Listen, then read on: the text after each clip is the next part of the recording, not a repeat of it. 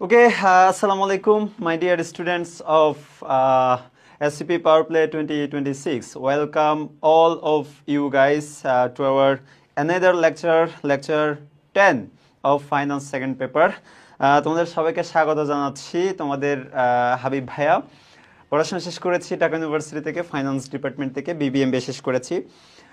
তোমাদের finance second পেপারের lecture 10 যেটা আমাদের মিস গিয়েছিল গত এই মাসের 19 তারিখে, যেটা হওয়ার কথা ছিল। আনফর্চুনেটলি ব্যক্তিগত সমস্যার কারণে যে ক্লাসটি আমি নিতে পারিনি, সেই ক্লাসটি আজকে আমরা আজকে নেওয়ার জন্য হাজির হয়েছি। সো আজকে আমাদের টপিক হচ্ছে নৌবিমা এবং অগ্নিবীমা। সো বিমা রিলেটেড একটা গুরুত্বপূর্ণ ক্লাস নিয়ে আমরা আজকে হাজির হয়েছি। তোমরা সবাই আমাকে শুনতে পাচ্ছ কিনা, আমাকে দেখতে পাচ্ছ কিনা প্রপারলি, দেন হচ্ছে আমার স্লাইড দেখা যাচ্ছে কিনা প্রপারলি, সবাই একটু কমেন্টস করে জানিয়ে দিবা। আর তোমরা সবাই কেমন আছো, অনেক দিন পরে দেখা হচ্ছে, সবাই সুস্থ আছো কিনা, কে কোথা থেকে যুক্ত হয়েছো একটু কমেন্টস করে জানিয়ে দিবা। আরও একটা যেটা ইম্পর্টেন্ট কাজ করবা সেটা হচ্ছে, যেহেতু অ্যাবনর্মাল টাইমে, রেগুলার টাইম না, ইরেগুলার একটা টাইমে যেহেতু ক্লাস নিচ্ছি, সো অনেকেই হয়তো মিস করে ফেলতে পারে, অনেকেই ভুলে যেতে পারে, না জানতে পারে। সো তোমাদের ফ্রেন্ড সার্কেল যাদের ফাইন্যান্স আছে, যাদের সেকেন্ড ফাইন্যান্স আছে, যাদের ফাইন্যান্স ব্যাংকিং অ্যান্ড ইন্স্যুরেন্স, তাদেরকে একটু মেনশন করে দিবা, তাহলে আমরা আমাদের যে ক্লাস সেটা শুরু করে দিব। আজকে আমরা একই সাথে দুইটা চ্যাপ্টার করাবো, নৌবিমা এবং অগ্নিবীমা। সো দুইটা চ্যাপ্টার বুঝতে পারছো যে ইন্স্যুরেন্সের টোটাল 5টা, টোটাল হচ্ছে দুইটা কম্পালসারি আমাদের অ্যান্সার করতে হয়। সেই 4টার মধ্যে দুইটা অ্যান্সার করতে হয়। সেই দুইটার মধ্যে আমরা মোটামুটি এই দুইটা চ্যাপ্টার মধ্যে ভালো মতো করলে একটা অবশ্যই অ্যান্সার করতে পারবো। সো ইন্স্যুরেন্সের 5টা চ্যাপ্টারের মধ্যে আজকে আমরা দুইটা কভার করব। তার মানে বুঝতে পারছো 40% ওয়েট যদি তুমি হিসাব করতে যাও, 5টা চ্যাপ্টার যদি 100% হয়, তাহলে দুইটাতে হয় 40%। তার মানে 40% ইন্স্যুরেন্সের টপিক আমরা আজকে কভার করতে যাচ্ছি। সো এটার গুরুত্ব বুঝতে পারছো। ওকে, সো তোমরা সবাই, আমি একটু কমেন্টসগুলো দেখে আসি। আমার ল্যাপটপে পিসিতে দেখা যাচ্ছে না, একটু ফোনে দেখতে হবে। আমি একটু চেক করে আসি তোমরা সবাই শুনতে পাচ্ছ কিনা, আমাকে দেখতে পাচ্ছ কিনা। আমি একটু দেখে আসতে চাই, 1 মিনিট আমাকে একটু সময় দিবা। কারা কারা যুক্ত হয়েছে আমি একটু দেখি। কই উপরের কমেন্টসগুলো কোথায়? 1 মিনিট একটু টাইম দিবা। আর তোমরা একটু মেনশন করে দিবা তোমাদের ফ্রেন্ড সার্কেলদেরকে, যারা ইতিমধ্যে, থ্যাংক ইউ, ইতিমধ্যে যারা হচ্ছে যাদের ফাইন্যান্স আছে তাদেরকে একটু মেনশন করে দিবা। আমি কমেন্টসগুলো এখানে দেখতে পাচ্ছি না, 1 মিনিট, এই যে আসছে। ওকে ফাইন, আসছে। প্রথমে বলতেছে কারা কারা যুক্ত হয়েছে একটু দেখি। তাসফিয়া সুলতানা, ওয়ালাইকুম আসসালাম, আলহামদুলিল্লাহ, তুমি কেমন আছো? তাসফিয়া সবাইকে মেনশন করে দিয়েছে, ভেরি গুড। নুসরাত ইমা, ওয়ালাইকুম আসসালাম। আতিকা, ওয়ালাইকুম আসসালাম। ফরদিন, ওয়ালাইকুম আসসালাম তোমাকেও। শাহরিয়ার্স প্রাইভ, হোয়াট ইজ দ্যাট? আসসালামু আলাইকুম। ওয়ালাইকুম আসসালাম। এই আকা একা ব্ল্যাক দেখতেছো মানে? What's that? আমার এখানে তো ঠিকই দেখা যাচ্ছে। সিমি ইসলাম, ওয়ালাইকুম আসসালাম। মুক্তা, ওয়ালাইকুম আসসালাম। ফারদিন বলতেছে অল ক্লিয়ার। আচ্ছা, ওকে। মুক্তা, আলহামদুলিল্লাহ, তোমার কি খবর? তারপরে আর কি, এটা আজকে অনেক দিন পর ভাই আমি ক্লাস এর নোটিফিকেশন পাইছি আমার ফোনে কোনো। ও আচ্ছা, ওকে। হ্যাঁ, অনেক সময় প্রবলেম হয়, ইভেন আমি নিজেও আমার ক্লাসের লিংক খুঁজে পাচ্ছিলাম না মেনশন দেওয়ার জন্য। মেহজাবিন নরিন রাগ করে ফেলছে। ওকে, এটাকে তাৎসুমি এজিকে, তোমার নাম কি আসলে আমি জানি না। ওয়ালাইকুম আসসালাম, তোমার কাছে মনে হয় প্রথম দেখতেছি by the way. Okay, so অনেকে যুক্ত হয়েছে, আমি আর সময় নষ্ট না করে একটু অপেক্ষা করছিলাম যেন বাকিরা যুক্ত হয়ে যায়।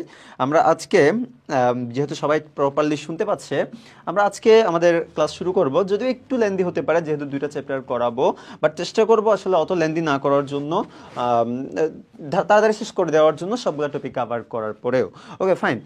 সো আজকে আমাদের এটা হচ্ছে লেকচার, লেকচার 9 না, এটা লেকচার 10 ছিল না, আমি যদি ভুল না করি, এখানে মনে হয় ভুল আসছিল। এটা এটা লেকচার 10 হওয়ার কথা, লেকচার 10 হওয়ার কথা। ওকে, আমি যদি ভুল না করি, 1 মিনিট আমাকে একটু টাইম দাও, একটু করে, বেশি না, একটু করে টাইম দাও, আমি এটা একটু ঠিক করে নিই, নাহলে পরে তোমাদের প্রবলেম হয়ে যেতে পারে আর কি। হ্যাঁ, এই জন্য একটু করে আমাকে টাইম দাও, 1 মিনিট।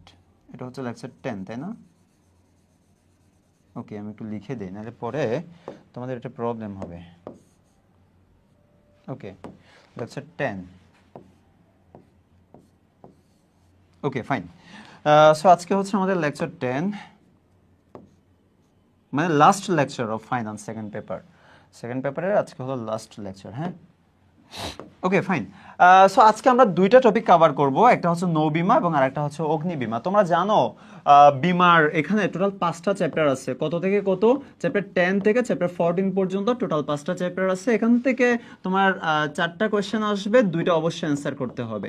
তাহলে আমরা বলতে পারি তোমার চ্যাপ্টার 10 থেকে একটা অবশ্যই আসবে, 11 থেকে একটা অবশ্যই আসবে, 12 থেকেও একটা অবশ্যই আসবে, 13 14 মিলে একটা আসতে পারে, অথবা শুধু 13 আসতে পারে, অথবা 14 এখানে কোথাও ক খ আসতে পারে। কোনো না কোনোভাবে তোমাকে এটা ট্যাগ করে দিবে, ক খতে হতে পারে, এমসিকিউতে হতে পারে, কিংবা মিক্স হতে পারে, 13 14 12 14 এরকম হইতেই পারে। ঠিক আছে, সো এই জন্য আমার প্রিপারেশন ওভাবে নিয়ে রাখতে হবে। সো তুমি যদি, যেহেতু দুইটা কম্পালসারি অ্যান্সার করতে হবে, তোমার চ্যাপ্টার 10 অ্যান্ড চ্যাপ্টার 11 যে দুটো তোমরা ইতিমধ্যে পড়ে ফেলেছো, আমি চ্যাপ্টার 10 পড়িয়েছি, আর চ্যাপ্টার 11 তোমাদের মুশফিক ভাইয়া পড়িয়েছে যদি আমি ভুল না করি। সো এই দুইটা চ্যাপ্টার ইতিমধ্যে তোমাদের পড়া হয়ে গেছে। চ্যাপ্টার 14 তোমাদের ইতিমধ্যে হয়ে গেছে, তাই না? তার মানে তুমি দুইটা অ্যান্সার করার মতো অলরেডি পেয়ে গেছো, বাট তুমি এত রিস্ক নিবা না। তুমি আরেকটু কি বলবা, যে একটু একটু কনজারভেটিজম প্রিন্সিপাল তুমি অ্যাপ্লাই করবা। তুমি শুধু এই দুইটা নিয়ে বসে থাকবা না, তুমি এই দুইটা থেকে যে কোনো একটা ভালো মতো শিখবা, তাহলে তোমার সিকিউ আর মিস হবে না। কনফার্ম তুমি এখান থেকে দুইটা অবশ্যই অ্যান্সার করতে পারবা। এখন তুমি যদি এটা প্রিপারেশন নিয়ে গেলা, কিন্তু দেখলা 11 থেকে কোনো কোয়েশ্চেন আসেনি, তখন কি করবা? তখন তো তোমার এই জন্য ব্যাকআপ হিসেবে 12 অথবা 13 যে কোনো একটা তোমাকে অবশ্যই রাখতে হবে। সো এই জন্য আজকের ক্লাসটা ইম্পর্ট্যান্ট। হ্যাঁ, এমসিকিউর জন্য তো সবগুলো ইম্পর্টেন্ট। কোনো ধর আমি কোনো এমসিকিউর সাজেশন আমি দিতে পারি না, পারবো না, ঠিক আছে? জাস্ট আমরা কিছু হয়তো লাস্টে গিয়ে মানে টপ 100 এমসিকিউ প্র্যাকটিস করাইতে পারি, এমন না যে ওখান থেকে আসবে। বাট এমসিকিউর জন্য, এমসিকিউ তো ভালো করতে হলে প্রত্যেকটা চ্যাপ্টারের খুঁটি নাটি পড়তে হবে, এটাতে কোনো সন্দেহ নাই। বাট সিকিউ তো আমি বলতে পারি এখান থেকে কোয়েশ্চেন আসে, এই জায়গাগুলোতে বেশি কোয়েশ্চেন কাভার হয় প্রত্যেক বছর, এখান থেকে আসেই না কখনো, এটা আমি তোমাকে বলতে পারি। সো তুমি এই দুইটা করলেও তুমি মোটামুটি সেফ বলা যায়, বাট কেন রিস্ক নিবা? এই জন্য এই দুইটা থেকে তুমি সিকুয়েন্সার করার জন্য আরেকটা ভালো মতো তুমি প্র্যাকটিস করবা। সো এই 12-13 আমি দুইটাই পড়াবো আজকে, তোমার যেটা পছন্দ হয় তুমি সেটাতে একটু বেশি ফোকাস দিবা তোমার সিকিউর জন্য, বাট এমসিকিউর জন্য সব দেখতে হবে। ফাইন। সো ওকে, চলো আমরা আজকে 12 এবং 13 এটা যদি কভার করি, তাহলে আমাদের বিমা পুরো ডান হয়ে যাবে। ব্যাংকিং তো আগে অলরেডি হয়ে গেছে। ফাইন, এবার আসো আমরা নেক্সট চলে যাই। প্রথমে আমরা নৌ বিমা দিয়ে শুরু করি। নৌ বিমা জিনিসটা কি? নৌ বিমার জিনিসটা কেন আসছে? প্রথমে কিন্তু নৌ বিমা আসছে সবার আগে, কেন জানো? কারণ আমাদের, ওয়ালাইকুম আসসালাম তাইবা, কি খবর? ক্লাসে টিআর স্টলে বসে পিক দেয় এয়ার ফাইন্যান্সে এই পিকচারটা হোয়াট কি? আমি ভাই ক্লাস টিয়ার স্টলে বসে পিক দেয় আর ফাইন্যান্সের পিকচার, এটা? ও আচ্ছা, না এগুলো আমার পছন্দের পিকচার। তো এটা কোনটা ছিল? এটাও একটা পছন্দের পিকচার, আর আগে ওটা যেটা ছিল ওটাও একটা মানে পছন্দের একটা পিকচার ছিল আর কি, এজন্য এগুলো সবসময় ইউজ করি। ক্লাস নিবে আর ক্লাস ছোট হবে তা আশা করা যায় না। না আসলে আমি তো মনে করো অল্প স্বল্প পড়াই না, যেগুলো পড়াইতে হয় পরে আবার তোমরাই ঠিকই বলবা যদি কম কম পড়াই দেয় যে ভাইয়া এটা পড়াই নাই, এটা পড়াই নাই। সো কেন একটা ক্লাস করাচ্ছি, একটু আধা ঘন্টা সময় বেশি দিয়ে সব টপিক কভার করে দেই না? প্র্যাকটিস হয়তো বেশি করাইতে পারি না, এটা আই অ্যাকনোলেজ, যে হয়তো সময় স্বল্পতার কারণে করাইতে পারি না, যতটুকু চেষ্টা করি সম্ভব করানোর চেষ্টা করি প্রত্যেক জায়গা থেকে একটু একটু কভার করার জন্য। বাট আমি সবসময় বলি এর বাইরেও যত বেশি তুমি প্র্যাকটিস করবা তত তোমার মাথার মধ্যে সেটা ঢুকবে, ঠিক আছে? এটা আমি অ্যাকনোলেজ করি, ক্লাসে প্র্যাকটিস কম হয়, আরও হওয়া দরকার, বাট সময় স্বল্পতা। আমি টপিক সব ভালো মতো কভার করতে গেলে প্র্যাকটিস ভালো মতো হবে না, এটা খুবই স্বাভাবিক। টপিক না বোঝায় প্র্যাকটিস করতে গেলে তখন তুমি কিছুই ভালো মতো বুঝবে না, এই জন্য আমি টপিকের উপর গুরুত্ব দেই। ফাইন। সো দেখো এটা কেন আসছে, কারণ আগেকার দিনে যে বিজনেসগুলো হইতো সবগুলাই হইতো হচ্ছে নৌপথে বিজনেস হইতো। আর নৌপথে সব সময় ছিল রিস্ক, খুবই রিস্ক ছিল। কেন? এক হচ্ছে প্রাকৃতিক দুর্যোগ, যেমন তোমার হচ্ছে জলোচ্ছ্বাস হইতে পারে, অথবা হচ্ছে সুনামি যেটা আর কি হইতে পারে। তারপর হচ্ছে তোমার এই ঘূর্ণিঝড় যেটা আসতে পারে, সেম সেম টাইপের। তারপরে হচ্ছে তোমার আরো যা যা হইতে পারে, বজ্রপাত হইতে পারে, তাই না? সো এগুলো হচ্ছে প্রাকৃতিক দুর্যোগ ছিল। এগুলো ছাড়াও কিছু অপ্রাকৃতিক দুর্যোগ ছিল, যেগুলো মনুষ্য সৃষ্ট দুর্যোগ ছিল, যেগুলা যেমন চুরি হইতো, ডাকাতি হইতো, তোমাকে অস্ত্রের মুখে বন্দুকের মুখে রেখে, এই শব্দে যা যা আছে। তুমি সাগরের মাঝে কার হেল্প নিবা? 999-এ কল দিবা যে আসেন আমাকে বিপদে পড়ছে এখানে? না, এগুলো সম্ভব ছিল না। এজন্য তোমার এটার পরবর্তী দেখতেছে এই রিস্কটা অনেক অনেক বেড়ে যাচ্ছে। আর এই নৌপথ ছাড়া উপায়ও নাই, কারণ তুমি যদি আকাশে বিমান পথে তুমি যদি পণ্য আনা নেওয়া করতে যাও, তোমার কষ্ট পড়ে যাবে অনেক বেশি, যে পণ্যগুলো তুমি এখানে এনে বিক্রি করার মতো সামর্থ্য হবে না, মানে মানুষ কিনতে পারবে না। তোমার যত টাকা চার্জ করতে হবে সে টাকা দিয়ে মানুষ পণ্য কিনবে না, তাই তোমার লস হয়ে যাবে, অবিকৃত পণ্য থেকে যাবে, তুমি সব খরচ তোমার উঠে আসবে না, ঠিক আছে? এজন্য নৌপথটাই ছিল best route for your import export, দুইটার জন্যই, এবং কস্ট মিনিমাইজের জন্য, এবং পণ্যের মূল্য মিনিমাম রাখার জন্য। এবং সেখানে এইসব দুর্যোগ যে তোমার এগুলো অবিচ্ছেদ্য অংশ ছিল, এগুলাকে হ্রাস করার জন্য, এগুলোকে ডিস্ট্রিবিউট করার জন্য, ঝুঁকিটাকে কমানোর জন্য, কিংবা ঝুঁকিটা বন্টন করানোর জন্য আস্তে আস্তে মানুষের এই বিমার প্রয়োজনীয়তাটা দেখা দেয়, এবং এটা আস্তে আস্তে ফ্লারিশ করতে থাকে। বিশেষ করে নৌ বিমাটা, এটাই হচ্ছে এই জন্য প্রথম বিমা। কারণ বিজনেস এটা আজকের না, সে আগেকার দিন থেকে আসছে বিজনেসগুলো একদম। সো এই জন্য মেনলি হচ্ছে এটার কারণ। এখানে দেখো, সো এটার একটা একটা একটা কিছু মানে ফর্মাল একটা সংজ্ঞা দিচ্ছে এখানে, যে এটা কাকে বলে, নৌ বিমা কাকে বলে, কিংবা নৌ বিমা চুক্তি কাকে বলে। যখন তুমি একজন বিমা গ্রহীতা একজন বিমাকারীর সাথে একটা চুক্তি করবে, কি করবে? চুক্তি করবে, যেখানে ওই বিমা গ্রহীতার জাহাজের কিংবা জাহাজের পণ্যের কিংবা জাহাজের ভাড়া বা মাসুলের যে ঝুঁকি, সেটা বিমাকারীর নিকট অর্পণ করবে। কিসের বিনিময়ে? নির্দিষ্ট প্রিমিয়ামের বিনিময়ে। সেটার নাম, সেই চুক্তিটার নামই হচ্ছে নৌবিমা চুক্তি। সো সেটার এই ফর্মাল সংজ্ঞাটাই হচ্ছে এখানে দিচ্ছে। যখনই তুমি নৌবিমার কথা বলবা, এখানে তিনটা বিষয় আসবে, তিনটা ফ্যাক্টর আসবে, তিনটা কি বলবো যে মানে তিনটা জিনিস আসবে এখানে, যেগুলোর জন্য বিমা করা যায়, নৌ বিমা করা যায়। নাম্বার ওয়ান হচ্ছে ওই জাহাজটার জন্য। কিসের জন্য? জাহাজের জন্য, যে জাহাজে করে পণ্য নেওয়া হবে। 2 নাম্বার, সেই জাহাজের পণ্যের জন্য, জাহাজের পণ্যের জন্য, যে পণ্যগুলো তুমি আনতেছো সেগুলোর জন্য বিমা করা যায়। নাম্বার 3, তুমি এই যে জাহাজে করে পণ্য আনতেছো, সেই জাহাজের মালিকদেরকে ভাড়া দিতে হয়, যেটাকে বলা হয় মাসুল। সো মাসুল অথবা ভাড়া, এটার জন্য বিমা করা যায়। সো বেসিক্যালি এই পুরো চ্যাপ্টার জুড়ে আমরা এই তিনটা টপিক এর জন্য আমরা হচ্ছে বিমার কথা শুনবো বা জানবো। So that's fine. এটা একটু সুন্দর করে ফর্মাল ওয়েতে বলছে, এটা একটু তোমরা দেখে নিও এবং নোট ডাউন করে নিও এবং শিখে নিও।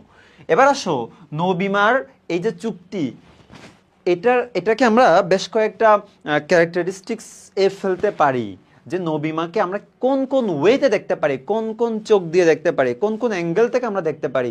চলো একটু দেখে আসি। নৌ বিমা একটা ক্ষতিপূরণের চুক্তি। জীবন বিমা ছাড়া যত চুক্তি আছে, বিমা চুক্তি আছে, সবগুলাই হলো ক্ষতিপূরণের চুক্তি। শুধু জীবন বিমা চুক্তি হলো নিশ্চয়তার চুক্তি।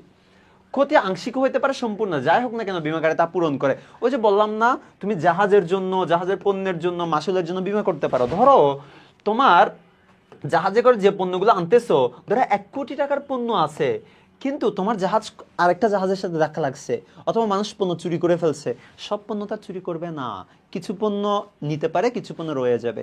সো তোমার এই পণ্য সবগুলাও পানিতে ভেসে যেতে পারে, জাহাজের অতল গব্বরে তলিয়ে যেতে পারে, এটাও হইতে পারে, অথবা কিছু পণ্য তোমার নষ্ট হইতে পারে, চুরি হইতে পারে, কিছু একটা হইতে পারে। সেখানে দুইটা জিনিসই হইতে পারে, আংশিকও ক্ষতি হইতে পারে, তোমার পুরো সম্পূর্ণ ক্ষতি হইতে পারে, দুইটাই হইতে পারে। এটাই বলতেছে ক্ষতিটা আংশিকও হবে কিংবা সম্পূর্ণ হতে পারে। জাহাজস্থ পণ্য এবং মাসুল প্রধানত এর অন্তর্ভুক্ত। তাহলে এই নৌবিমার অন্তর্ভুক্ত কয়টা জিনিস? তিনটা জিনিস, জাহাজ, জাহাজের পণ্য এবং জাহাজের মাসুল কিংবা ভাড়া। এরূপ পণ্য উঠানো বা নামানোর সাথে সংশ্লিষ্ট পরিবহন, সুনাম ও আনুষঙ্গিক বিষয়ের ঝুঁকির জন্য এরূপ বীমা করা যায়। এই তিনটা হচ্ছে মেইন, জাহাজের পণ্য, মাসুল, এই তিনটা হলো মেইন। এগুলো ছাড়াও এই এই এই জাহাজ রিলেটেড, জাহাজের পণ্য রিলেটেড, নাবিক রিলেটেড আরো কিছু আনুষঙ্গিক বিষয়াদি আছে যেগুলোর জন্য বীমা করা যায়, বাট সেগুলো সিগনিফিকেন্ট না। সিগনিফিকেন্ট হচ্ছে এই তিনটা, বাকিগুলো নিয়ে ডিটেলস আমরা একটু পরে জানবো আস্তে আস্তে। বীমাপত্রে উল্লেখ বিপদের সাথে প্রত্যক্ষভাবে সংশ্লিষ্ট কারণে ক্ষতিতেই শুধুমাত্র বীমাকারী করতে পারে। আমরা একটা প্রত্যক্ষ কারণ খোঁজার নীতি আমরা জেনে আসছি না, কজা প্রক্সিমা, এটা নাম শুনছো না সবাই? কজা প্রক্সিমা একদম প্রথম বীমার ক্লাস থেকে আমরা এটা পড়ে আসছি। কজা প্রক্সিমা মানে নিকটতম কারণ খোঁজার নীতি। নিকটতম কারণ মানে কোনটা? যেগুলো তোমার বীমা চুক্তিতে উল্লেখ করা ছিল, শুধু সেই কারণে তোমার এই বীমা, এই জাহাজের পণ্য, মাসুল ক্ষতিগ্রস্ত হলেই তোমাকে ক্ষতিপূরণ দিবে, আদারওয়াইজ তোমাকে ক্ষতিপূরণ দিবে না। ধরো তোমার এই যে বীমা চুক্তি, এখানে বলা ছিল যে যদি ঘূর্ণিঝড় হয়, ঘূর্ণিঝড়ের কারণে যদি ক্ষতিগ্রস্ত হয় তাহলে তোমাকে ক্ষতিপূরণ দিবে। কিন্তু তোমার হচ্ছে এই যে অগ্নুৎপাত, যেটা জাহাজে আগুন ধরে গেলে জাহাজের যে পণ্যের ক্ষতি হবে, সেরকম কিছু উল্লেখ করা ছিল না, কোনো কিছু মেনশন করা ছিল না চুক্তিতে। তাহলে যদি এই আগুন ধরার কারণে তোমার জাহাজের পণ্য ক্ষতিগ্রস্ত হয়, তোমাকে আর কি দিবে না? এই ক্ষতিপূরণ দিবে না, কারণ এটা মেনশন করা ছিল না। এটাকে বলা হচ্ছে প্রত্যক্ষ কারণ খোঁজার নীতি, কজা প্রক্সিমা। Okay fine. আচ্ছা, তোমরা কেউ কি কিছু বলছো? আমি একটু দেখে আসি। ওয়ালাইকুম আসসালাম। অ্যাকাউন্টিং থার্ড অধ্যায়ের প্রত্যক্ষ পদ্ধতি মাথায় ঢুকে না, মাথায় আস্তে আস্তে ঢুকাইতে হবে আর কি। আজকে ফাইন্যান্স ক্লাস নিচ্ছি, তুমি এখানে অ্যাকাউন্টিং বলতেছে কেন? আজকের দুইটা চ্যাপ্টার খুবই ইজি। হ্যাঁ ইমন, ওয়ালাইকুম আসসালাম। আজকের দুইটা চ্যাপ্টার না ভেরি ইজি। হ্যাঁ, এগুলো কঠিন কিছু নাই, কঠিন যা পড়ানোর চ্যাপ্টার 10-এ পড়া হয়ে গেছে, চ্যাপ্টার 11-এ পড়া হয়ে গেছে। এখানে জাস্ট ওগুলো রিপিট হবে, জাস্ট কাইন্ড অফ রিপিটই হবে, এখানে নতুন খুব বেশি কিছু নাই। সো দুইটা চ্যাপ্টার দেখে ভয় পাওয়ার কোনো দরকার নাই। ওকে, আমরা একটু আগাই, সময় নষ্ট না করি। নবীমার তাৎপর্য। হ্যাঁ, কেন মানুষ নৌবিমা করে? শুধু নৌবিমা বললে কথা নাই, তোমার অগ্নিবীমা, জীবন বীমা, বিবিধ বীমা, যত বীমা আছে সবগুলা কিছু কমন কারণে আমরা মেইনলি করি। ঠিক আছে, নিরাপত্তার জন্য করি, তারপর সঞ্চয় উদ্বুদ্ধ হওয়ার জন্য করি, তারপর হচ্ছে মূলধন গঠনের জন্য করি, তারপর জীবনযাত্রার মান উন্নয়নের জন্য করি। হাবিজাবি বহুত আছে, এগুলো কমন ফ্যাক্টর। এগুলো চাইলে তুমি এক জায়গায় শিখে সব জায়গায় তুমি এগুলো কাজে লাগাই দিতে পারবে। ঠিক আছে, সেগুলো জাস্ট আমি একটু পড়ে যাই। আর্থিক নিরাপত্তার জন্য আমরা করি, এগুলো আমরা প্রথম মানে চ্যাপ্টার 10-এ আমরা এগুলো পড়ছি। ঝুঁকি কমাই, ডেফিনেটলি ঝুঁকিটা বন্টন করে দেয়। তারপর বৈদেশিক বাণিজ্য সম্প্রসারণ, ওই যে পণ্য আনা নেওয়া, আমদানি রপ্তানি, এটা এনশিওর হচ্ছে কিংবা এটি স্মুথ হচ্ছে এই বীমার কারণে, এজন্য সম্প্রসারণ হয়। তারপর হচ্ছে ব্যবসায়িক দক্ষতা বৃদ্ধি, এগুলো দরকার না। উদ্দেশ্যমান রপ্তানি বৃদ্ধি, উদ্দেশ্য মানে কি?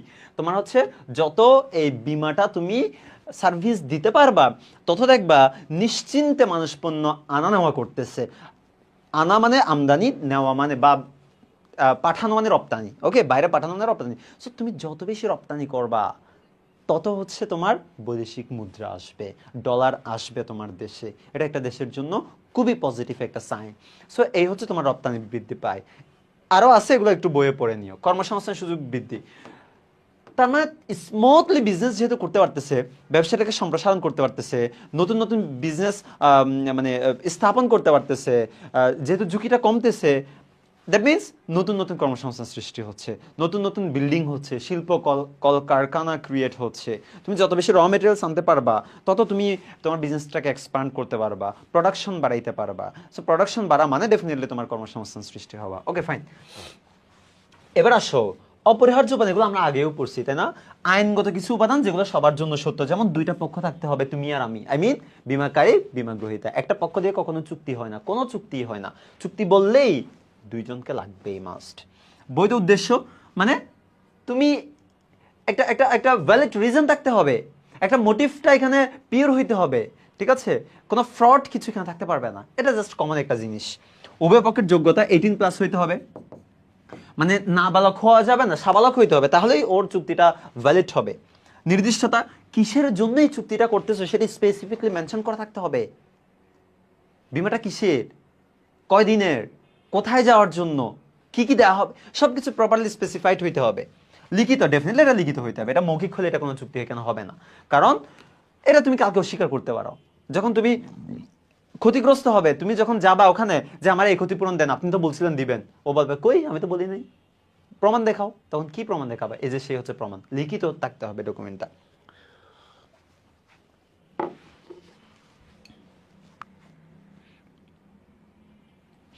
এবার আসো নেক্সট ওয়ান। ও সরি, একটা বাকি আছে এখানে, অন্যান্য উপাদান যেগুলো হচ্ছে ব্যবসায় সংশ্লিষ্ট উপাদান।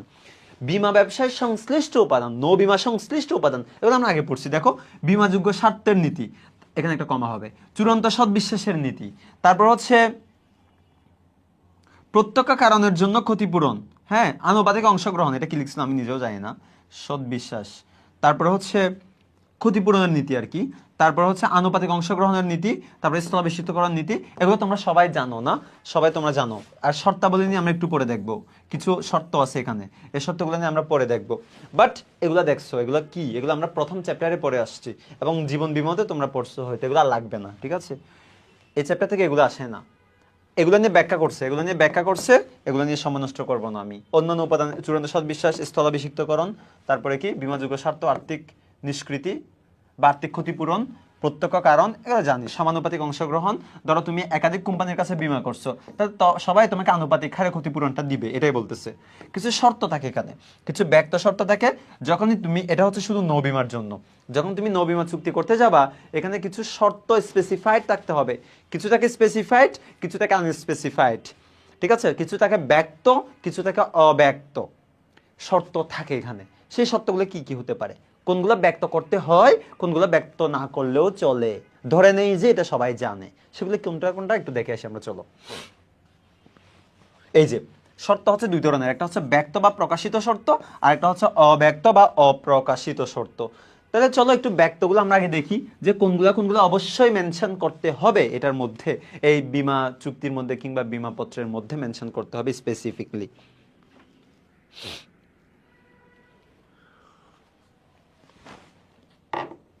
ফাইন। তুমি কয় তারিখ ভ্রমণে যাচ্ছ, আই মিন কয় তারিখ তুমি এক্সপোর্ট করতেছো, কয় তারিখ তোমার জাহাজ রওনা দিবে, সেটা স্পেসিফাইড হইতে হবে। তুমি বললা যে আগামী বছর যাবে, এটা হবে না। কোন দিন যাবে, আগামী সপ্তাহের কোন দিনে যাবে, আগামী মাসের কোন দিনে যাবে, সেটা স্পেসিফাইড করে দিতে হবে। That's it. এবার আসো গন্তব্যস্থল ও পৌঁছানোর তারিখ। কোথায় যাচ্ছ তুমি, আমেরিকাতে নাকি লন্ডনে, নাকি তোমার কোথায়, সিঙ্গাপুরে, কোথায় যাচ্ছ সেটা মেনশন করা থাকতে হবে। দেন পৌঁছানোর তারিখ সম্ভাব্য, কারণ এই রুটগুলো তো ফিক্সড। যেমন তুমি যখন ট্রেনে যাবা, ঢাকা থেকে চিটং ট্রেনে যাবা, তোমার 4 ঘন্টা 55 মিনিট লাগে, যেগুলো ভালো ট্রেন, সোনার বাংলা, সুবর্ণ, এগুলোতে 4 ঘন্টা 55 মিনিট লাগে, ঠিক আছে? তার মানে এগুলো অনেকটা ফিক্সড। তুমি যদি এখন উঠো, এখন মানে যে ইচ্ছে মতো না, এগুলো টাইম আছে, ধরো 7টায়, সকাল 7টায় তুমি উঠছো, তাহলে 7টা, 8টা, 9টা, 10টা, 11টা, ঠিক আছে? 11টা দেন 55-তে তুমি পৌঁছাবা, 1 ঘন্টা, 2 ঘন্টা, 3 ঘন্টা, 4 ঘন্টা, 11টা 55-তে তুমি তোমার এটা ফিক্সড।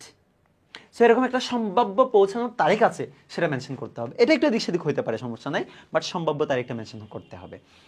বীমাকৃত সম্পদের বৈধতা, তুমি যে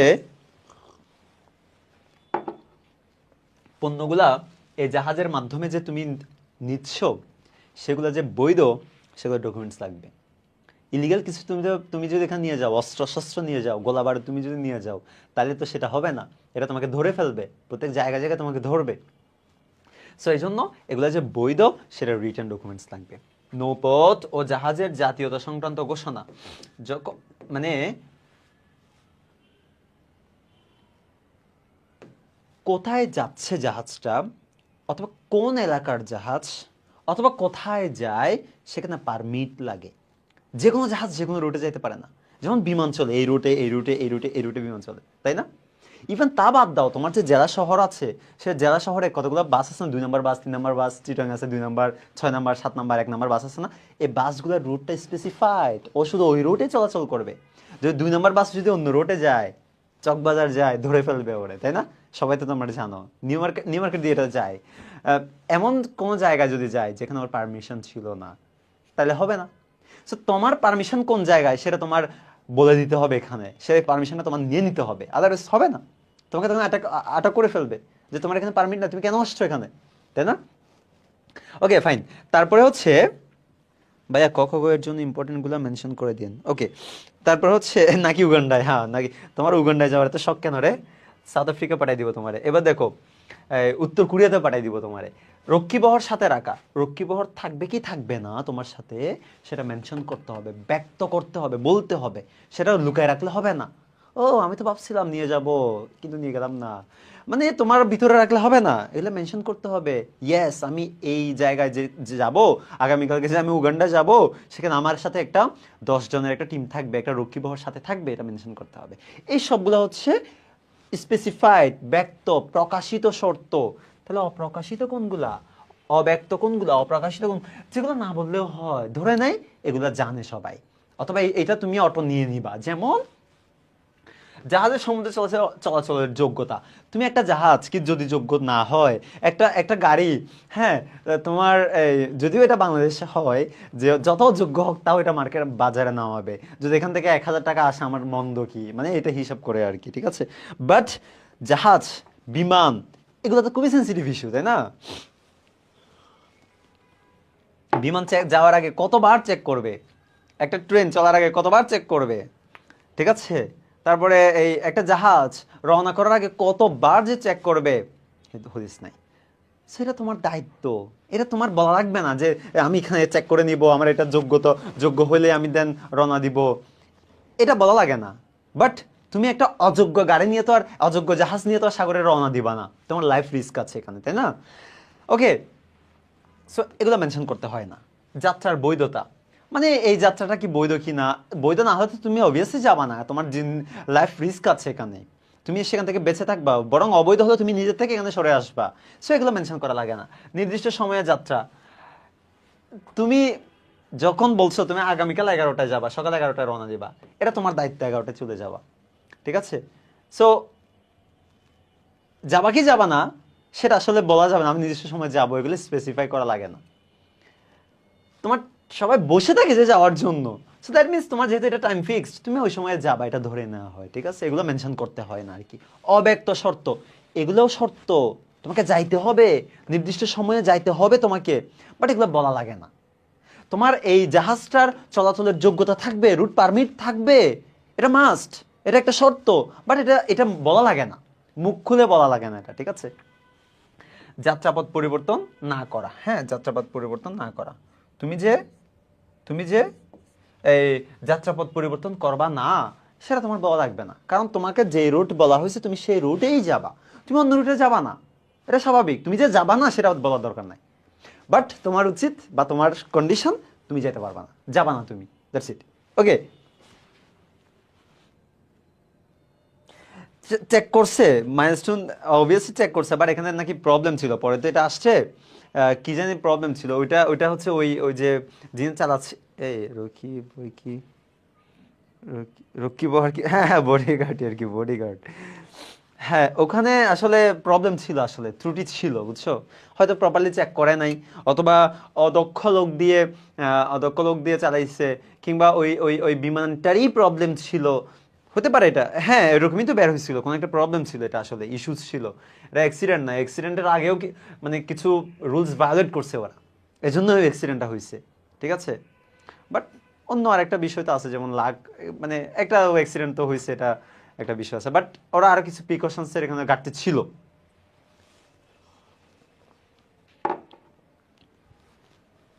ওকে, এটা আমার কথা না, এটা একটা রিপোর্ট আসছিল, রিপোর্টের কথা, হ্যাঁ ফাইন। সো এই ছিল আমাদের অপ্রকাশিত অব্যক্ত কিছু শর্ত।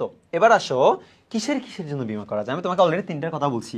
তুমি জাহাজের জন্য বীমা করতে পারবা, তুমি তোমার জাহাজস্থ পণ্যের জন্য বীমা করতে পারবা, জাহাজের যে ভাড়া, জাহাজের যে মাসুল, সেটার জন্য বীমা করতে পারবা। নৌ দায় বীমা এটা কি? এটা হচ্ছে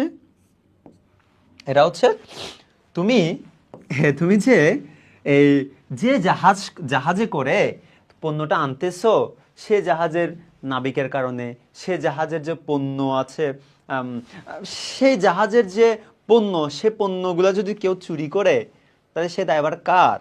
সে দায়ভার হচ্ছে ওই জাহাজের মালিকের। যদি সে জাহাজের নাবিকের কোনো ক্ষতিগ্রস্ত হয়, তাহলে সে দায়ভার কাকে নিতে হয়? জাহাজের মালিককে নিতে হয়, মানে ক্ষতিপূরণ দিতে হয়। ঠিক আছে? তার মানে জাহাজের মালিক এখানে দায়বদ্ধ না, এখানে ওর একটা লায়াবিলিটি আছে না, এজন্য ও একটা বীমা করে। এটাকে বলা হয় নৌদায় বীমা। জাহাজের মালিক তার কাপ্তানের যে দায় সেটার জন্য, কিংবা জাহাজস্থ পণ্যের সম্ভাব্য দায় এড়ানোর জন্য যে বীমা করে, সেটার নাম হলো নৌদায় বীমা। সো এটাও নৌবিমার সাথে কানেক্টেড। ফাইন, এবার আসুন নেক্সট ওয়ান। ওকে, এগুলো নিয়ে বিস্তারিত কথা বলা আছে। তোমার যে জাহাজের সাধারণত সামুদ্রিক ঝড়ের জন্য সমুদ্রগর্ভে নিমজ্জিত পাহাড় বা ভাসমান সমুদ্র, যেমন টাইটানিক কিসের জন্য নষ্ট হয়েছে? একটা পাথর ছিল মাত্র, একটা বরফখণ্ড ছিল, এটার জন্য এটা কি হয়ে গেছে? ক্ষতিগ্রস্ত হয়ে গেছে। অথবা ধর কোনো এক জায়গায় দ্বীপ ছিল আগে, সেই দ্বীপটা এখন ডুবে গেছে, কিন্তু এখনো সে বেশি দূর যায় নাই, এখনো মোটামুটি কিছুটা নিচে, বেশি পানি এখনো হয় না, বেশি ভিতরে ডুবে না এখনো। জাহাজ চলাচল করতে গিয়ে জাহাজটা সেটা দেখতেছে না, তাহলে সেটার সাথে দেখা লাগতে পারে, তখন ক্ষতিগ্রস্ত হইতে পারে, তাই না? এগুলোই বলতেছে। সমুদ্র গর্ভে নিমজ্জিত কোনো পাহাড় অথবা কোনো দ্বীপ, হ্যাঁ, অথবা ভাসমান সমুদ্র পথে জাহাজ চলাচলকালে জাহাজের আংশিক বা সামগ্রিক ক্ষতি হতে পারে। পুরোটা বিনষ্ট হয়ে যেতে পারে, পুরো টাইটানিক মতো মানে ধ্বংস হয়ে যেতে পারে, কিংবা আংশিক ক্ষতিগ্রস্ত হয়ে যেতে পারে। জাহাজের মালিক বা জাহাজের উপর বীমাযোগ্য স্বার্থ রয়েছে এমন কোনো ব্যক্তি কর্তৃক উক্ত ক্ষতি আর্থিকভাবে মোকাবেলার উদ্দেশ্যে বীমা করা হলে তাকে জাহাজ বলে। এটা খুবই সিম্পল একটা ফর্মুলা। কিছু ক্যারেক্টারিস্টিক্স আছে, এগুলো একটু আমরা দেখি। নট ফর্মুলা, আর ডেফিনেশন। সাধারণত সামুদ্রিক ঝড়, সমুদ্রগর্ভে নিমজ্জিত পাহাড় বা ভাসমান বরফ পিণ্ডের সাথে ধাক্কা, শত্রু দেশের রণতরী বা জলদস্যুর থেকে আক্রমণ। তোমার সাথে একটা শত্রুতামি আছে কোনো একটা দেশের সাথে, আশেপাশে কোনো একটা দেশের সাথে শত্রুতামি আছে, তোমার দেশের জাহাজ পাইছে মাত্র, ও একদম আইসে লাগাই দিছে তোমার সাথে, তাহলে ক্ষতিগ্রস্ত হবে। একটা যুদ্ধ জাহাজ আসে তোমাকে মেরে দিছে, বলছেন না এটা আমার আনইনটেনশনাল ছিল, এটা আমি ইচ্ছে করে মারি নাই, কিন্তু আসলে ইচ্ছে করে মারছে, ক্ষতিগ্রস্ত হবে। সো এটার জন্য তুমি বীমা করতে পারবা। ঠিক আছে? জলদস্যু, যাদের কাজই হলো জল, মানে মানে এই নৌপথে, এই সমুদ্রে দস্যু ডাকাতি করা। ঠিক আছে? যারা সমুদ্রে ডাকাতি করে ওদেরকে বলা হয় জলদস্যু। ঠিক আছে? সো ওদের কাজই হলো এটা। পকেট মার আমরা কোথায় থাকে? গাড়িতে, মানে সড়ক পথে থাকে, তাই না? আর জলদস্যু থাকে কোথায়? নৌপথে। আর বিমানে কি থাকে আমি জানি না। এবার আসো নেক্সট। বা কোনোভাবে সমুদ্র পথে জাহাজ বিনষ্ট হতে পারে। ওকে, বিপদের হাত থেকে আর্থিকভাবে রক্ষার জন্য জাহাজ বিমাপত্র ক্রয় করা হয়। হ্যাঁ, ওকে, as simple as that. জাহাজ বিমা সাধারণত 1 বছর মেয়াদী। ওকে, সাধারণত 1 বছর মেয়াদী হয়ে থাকে। স্বল্প মেয়াদী, সাধারণত 1 বছর মেয়াদী হয়ে থাকে।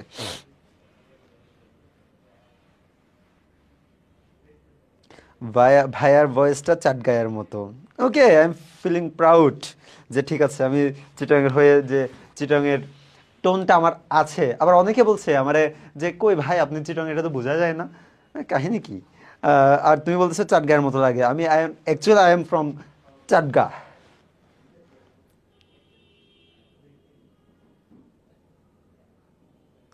হ্যাঁ, এটা টাইটানিকের সাথে যায় তো ওই জন্য। হ্যাঁ, পাইলটের মেবি প্রবলেম ছিল। হ্যাঁ, রাইট। ও ওকে, ওকে। সো এবার আসুন নেক্সট ওয়ান।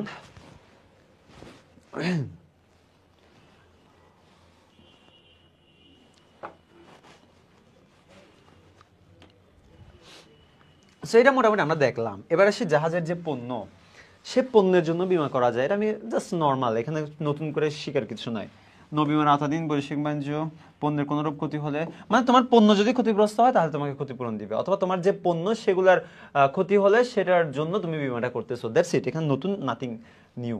ও, এটা কি ভাড়া বা মাসুল বীমা? এটা কেন করা হয়? যেমন দেখো, যদি তুমি হচ্ছে একটা জাহাজের মালিক, সেই জাহাজে করে আরেকজনের পণ্য আনতেছো, কোনোভাবে সেই পণ্যগুলো ক্ষতিগ্রস্ত হয়ে গেছে, ধাক্কা লাগছে, ঘূর্ণিঝড় হয়েছে, কোনো না কোনো কারণে সেই জাহাজের পণ্যগুলো ক্ষতিগ্রস্ত হয়ে গেছে। এখন এখন তোমাকে কি আর জাহাজের ভাড়া দিবে না? তুমি পণ্যই আনতে পারো নাই, তোমার পণ্যই ক্ষতিগ্রস্ত হয়ে গেছে, তাহলে তোমাকে কিসের জন্য ভাড়া দিবে? তাই না? ব্যাপারটা তো এমনই।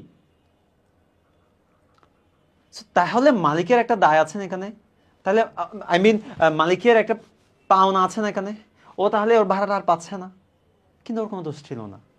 এ ক্ষতিতে, এ ডাকাতিতে, জলদস্যু যেটা অথবা ঘূর্ণিঝড়ে ওর কোনো দায় ছিল না, কিন্তু ওর ভাড়াটা দিচ্ছে না।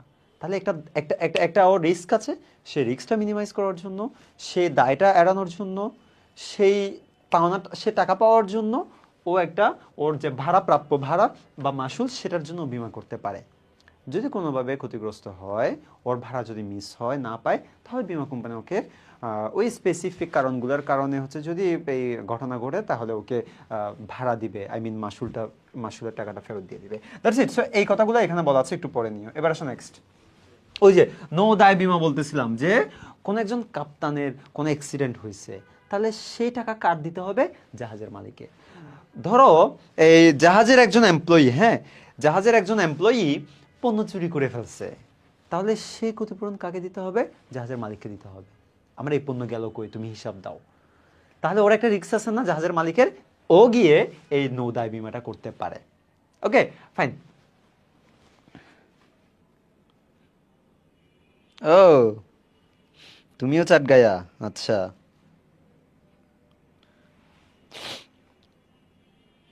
এবার আসুন নেক্সট ওয়ান। চেষ্টা করি এটা যেন বোঝা না যায়, বাট তাও কেমনে কেমনে যে বোঝা যায়, আই ডোন্ট নো। এই চ্যাপ্টার থেকে কোয়েশ্চেন আসলে এখান থেকেই আসবে, from this slide. So very much important. এটা আছে, পরে আরেকটা স্লাইড আছে, এই দুইটা স্লাইড এখান থেকেই মানে আসবে, এটা কম্পালসারি। ওই স্লাইড থেকে এটার ইম্পর্টেন্সটা বেশি, অ্যান্ড দেন ওইটা 60-40, তার মানে কোনোটা কম না, এটা দেন পরেরটা। সো জাস্ট এই এই দুইটা স্লাইড যদি তুমি পড়ে যাও, তাই তুমি অ্যান্সার করতে পারবা, আমার বিশ্বাস। ওকে, এগুলো দরকার নাই। ও ও হোয়াট হোয়াট ফাইন। এবার আসো যাত্রার বীমা। হ্যাঁ, আমি একটু শর্ট, একটু একটু একটু জাস্ট আমি ইন শর্টে তোমাকে বলবো, যেন তুমি মনে রাখতে পারো। কাপ্তান মানে, কাপ্তান মানে যে জাহাজ চালায়, কাপ্তান মানে যে জাহাজ চালায়, নাবিক বলে না, কি জানি বলে না আরো। ওকে, সো এটা হচ্ছে ভেরি ইম্পর্টেন্ট না? ওকে, এটা এত কিউট, বুঝছো? এত দিতে মন চাই, না দিব না। Okay, so next, what is next? যাত্রার বীমাপত্র মানে তুমি কোন রুটে যাবা, কোন রুটে যাব না, স্পেসিফিক রুটের জন্য, নির্দিষ্ট রুটের জন্য বীমা করা হয়, নির্দিষ্ট রুটের জন্য এই বীমা করা হয়। ফাইন, তুমি শুধু এখান থেকে সিঙ্গাপুর যাবা, কুয়ালালামপুর যাবা, ঠিক আছে, ইংল্যান্ড যাবা, সো এই এই স্পেসিফিক শুধু রুটের জন্য। তুমি যদি, তুমি যাওয়ার কথা বলছো লন্ডনে, তুমি চলে গেছো থাইল্যান্ডে, তাহলে তো তোমাকে কোনো কারণে ক্ষতিগ্রস্ত হলে তোমাকে টাকা দিবে না, তুমি ভায়োলেট করছো, রুলস ভায়োলেট করছো। সো এই জন্য যদি কোনো একটি স্পেসিফিক রুটে চলাচলের জন্য বীমা করা হয়, সেটা হচ্ছে যাত্রা বীমাপত্র। সময়, সময় কি? সময় হচ্ছে কোন দিন যাবা, কত তারিখে যাবা, কত দিনের জন্য যাচ্ছ, শুধু এই স্পেসিফিক টাইমের জন্য এই বীমাটা করা হয়। ধরো তুমি করছো হলো, আজকে হলো 30 তারিখ, রাইট? 1/1/2026 থেকে 7/1/2026, এই 7 দিনের জন্য তুমি বীমা করছো। এর মধ্যে যদি ক্ষতিগ্রস্ত হয়, তোমাকে ক্ষতিপূরণ দিবে, এর বাইরে আগে বা পরে হলে তোমাকে ক্ষতিপূরণ দিবে না। সো এটা হচ্ছে নির্দিষ্ট সময়ের জন্য, নির্দিষ্ট সময়ের জন্য এই বীমা করা হয়, রাইট? নির্দিষ্ট সময়ের জন্য এই বীমা করা হয়, নির্দিষ্ট সময়ের জন্য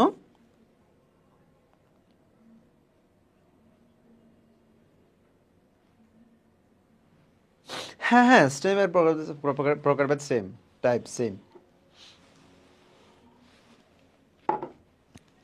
ওকে, নেক্সট ওয়ান। মিশ্র, মিশ্র মানে কি জানো? আমি একদম পাশাপাশি লিখছি, যাত্রা সময় দুটো যখন একসাথে হয়ে যাবে, যাত্রা প্লাস সময়, তার মানে কি?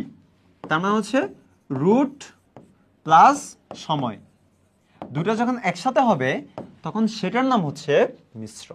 মানে আগামী 1/1/26 তারিখে আমি ঢাকা টু ইংল্যান্ড রওনা দিব। আগামী 7/1/26 তারিখে আমি পৌঁছাবো। তার মানে কি? তুমি টাইমও ফিক্সড করে দিছো, তুমি রুটও ফিক্সড করে দিছো।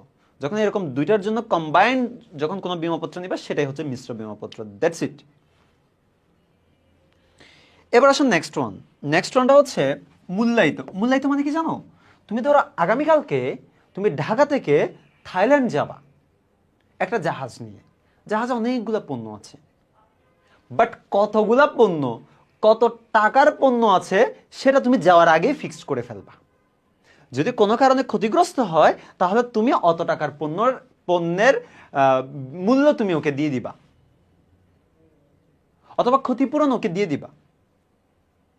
দ্যাট মিনস ও রওনা দেওয়ার আগেই তুমি জাহাজস্থ যে পণ্যগুলো আছে সেগুলার ভ্যালুটা ডিফাইন করে ফেলতেছো, মেজার করে ফেলতেছো, পরিমাণ করে ফেলতেছো, আগে থেকেই মূল্যায়ন করে ফেলতেছো, ভ্যালুয়েশন করতেছো তুমি আগেই। দ্যাটস, সেটাকে হচ্ছে মূল্যায়িত বিমাপত্র বলা হয়। তার মানে ক্ষতি হওয়ার আগেই মূল্য নির্ধারণ করা। আগে কি করা বলতো? মূল্য নির্ধারণ করে ফেলতেছে, প্রথমেই মূল্য নির্ধারণ করে ফেলতেছে। বাট অমূল্যায়িত কি? অমূল্যায়িত হচ্ছে তুমি আগে থেকে ভ্যালুয়েশন করবা না, কত টাকার পণ্য আছে সেটা তুমি আগে দেখবা না।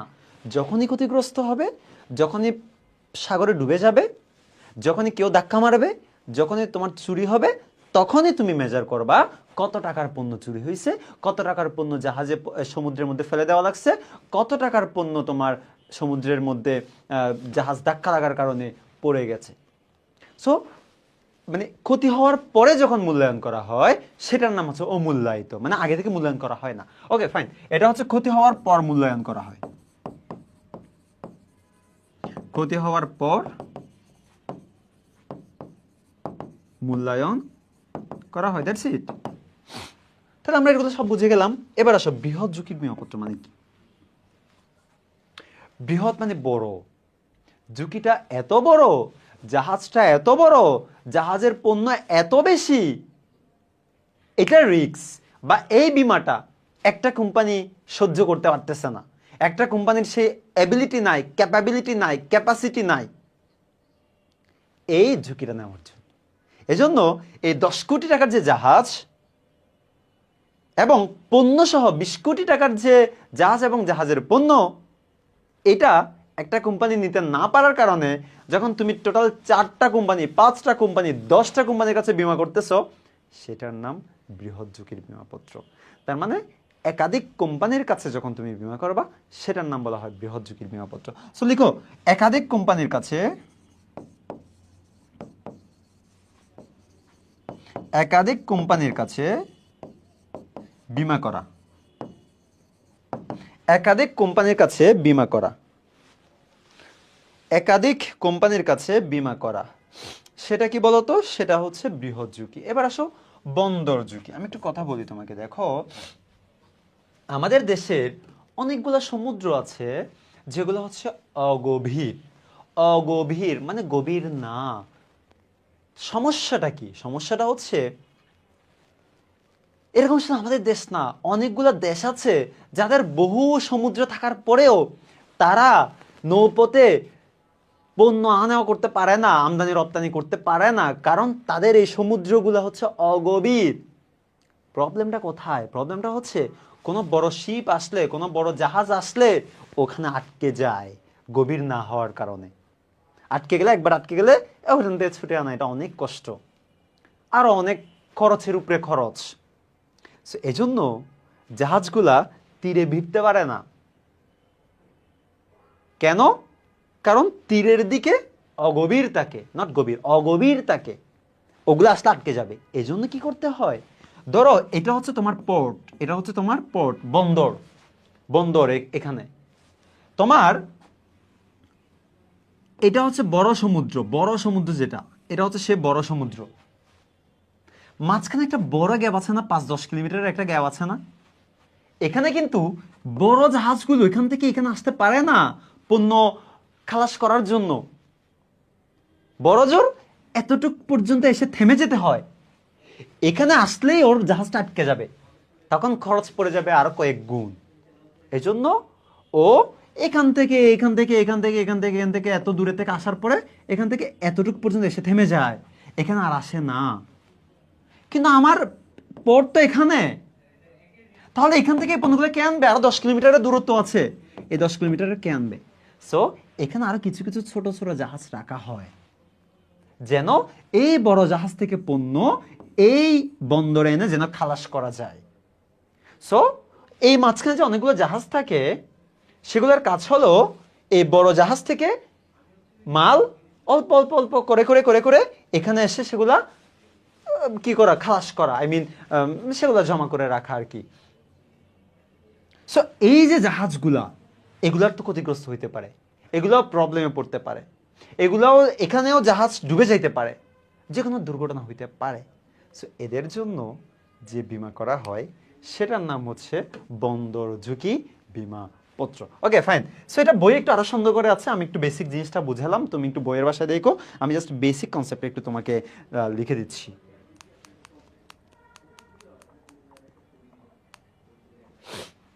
সো দেখো, বন্দর ঝুঁকি বীমা পত্র হচ্ছে বন্দরের জাহাজের জন্য। ওকে ফাইন, এটা তোমরা বুঝে নিও, এটা তোমরা একটু বই দেখে নিও, তাহলে আর একটু ক্লিয়ার বুঝবা। বাসমান বা ছাউনি বীমাপত্র, ধরো আমি একজন মহাজন, ঠিক আছে, এটা কি মাঝি বলে নাকি কি জানি একটা বলে, যাদের অনেকগুলা জাহাজ থাকে, হ্যাঁ মাঝি বলে মনে হয় খুব সম্ভবত। ধরো আমার 10টা জাহাজ আছে। সো আমি কি, আমার 10টা জাহাজ 10 দিকে যায়, কোনোটা সিঙ্গাপুরে যায়, কোনোটা মালয়েশিয়াতে যায়, কোনোটা কানাডাতে যায়, কোনোটা সাউথ আফ্রিকাতে যায়, কোনোটা সোমালিয়াতে যায়, এক এক জাহাজ আমার এক এক রুটে যায়। আমি কি প্রত্যেকটা জাহাজের জন্য আলাদা করে করে করে করে বিমা করব? না, সেটা আমি করতে যাব না। আমি আমার যত বিমা, যত আমার যত হচ্ছে এই জাহাজ আছে সবগুলোর জন্য আমি একটা বিমা করব। বলবো কি, আমার এখানে এই কয়টা জাহাজ আছে, এই সবগুলোর জন্য আমি একটা বিমা করতেছি। এটার নাম হলো ভাসমান ছাউনি বিমাপত্র। মানে হচ্ছে এক বিমা, একটার আন্ডারে অনেকগুলো জাহাজের বিমা করা। ওকে, লিখো তাহলে, একসাথে অনেকগুলো, একসাথে অনেকগুলো জাহাজের বিমা করা।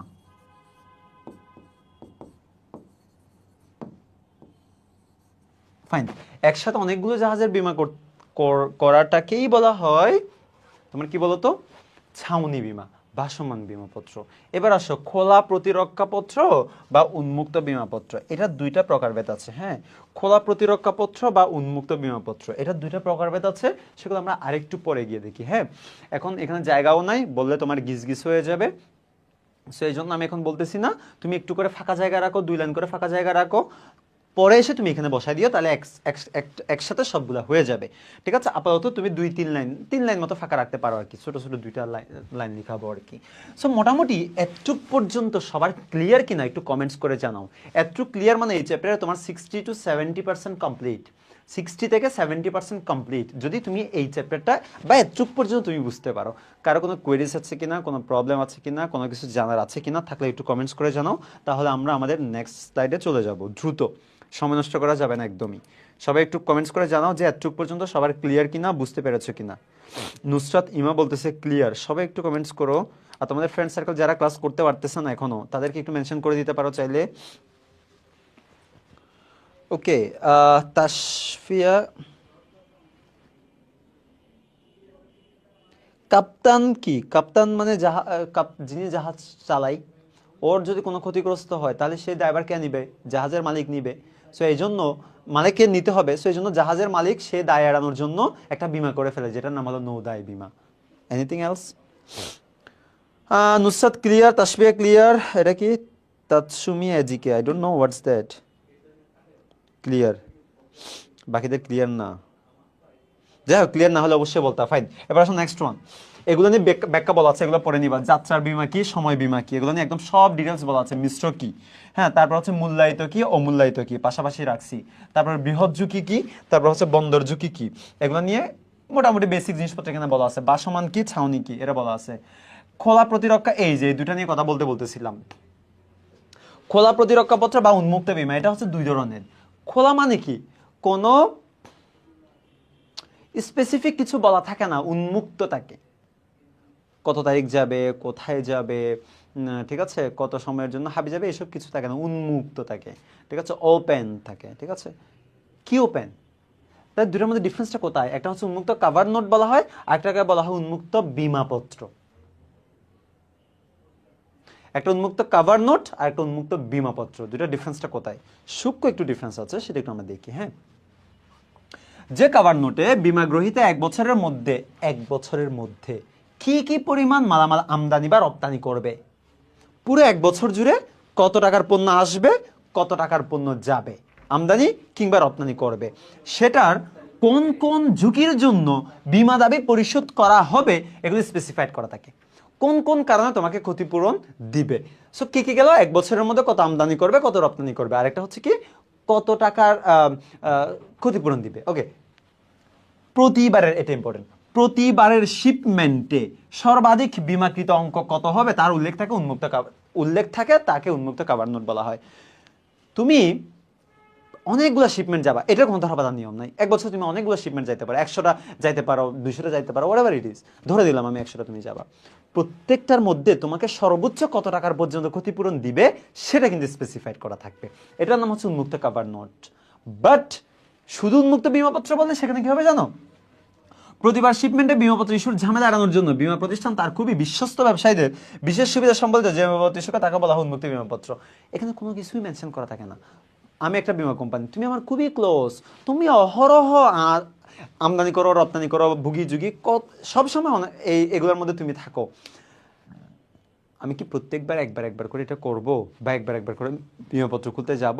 এটা অনেক হ্যাসেল। এই জন্য তোমাকে আমি বিশ্বাস করে ওপেন করে রাখছি, যাও তোমার যা মন চায় তুমি করো, যত টাকার মন চায় তুমি করো, আমি পরে তোমাকে আমি ক্ষতিপূরণ দিয়ে দিব। এটাই হচ্ছে উন্মুক্ত। এখানে কোনো লিমিটেশনস থাকে না, কোনো রেস্ট্রিকশনস এখানে থাকে না।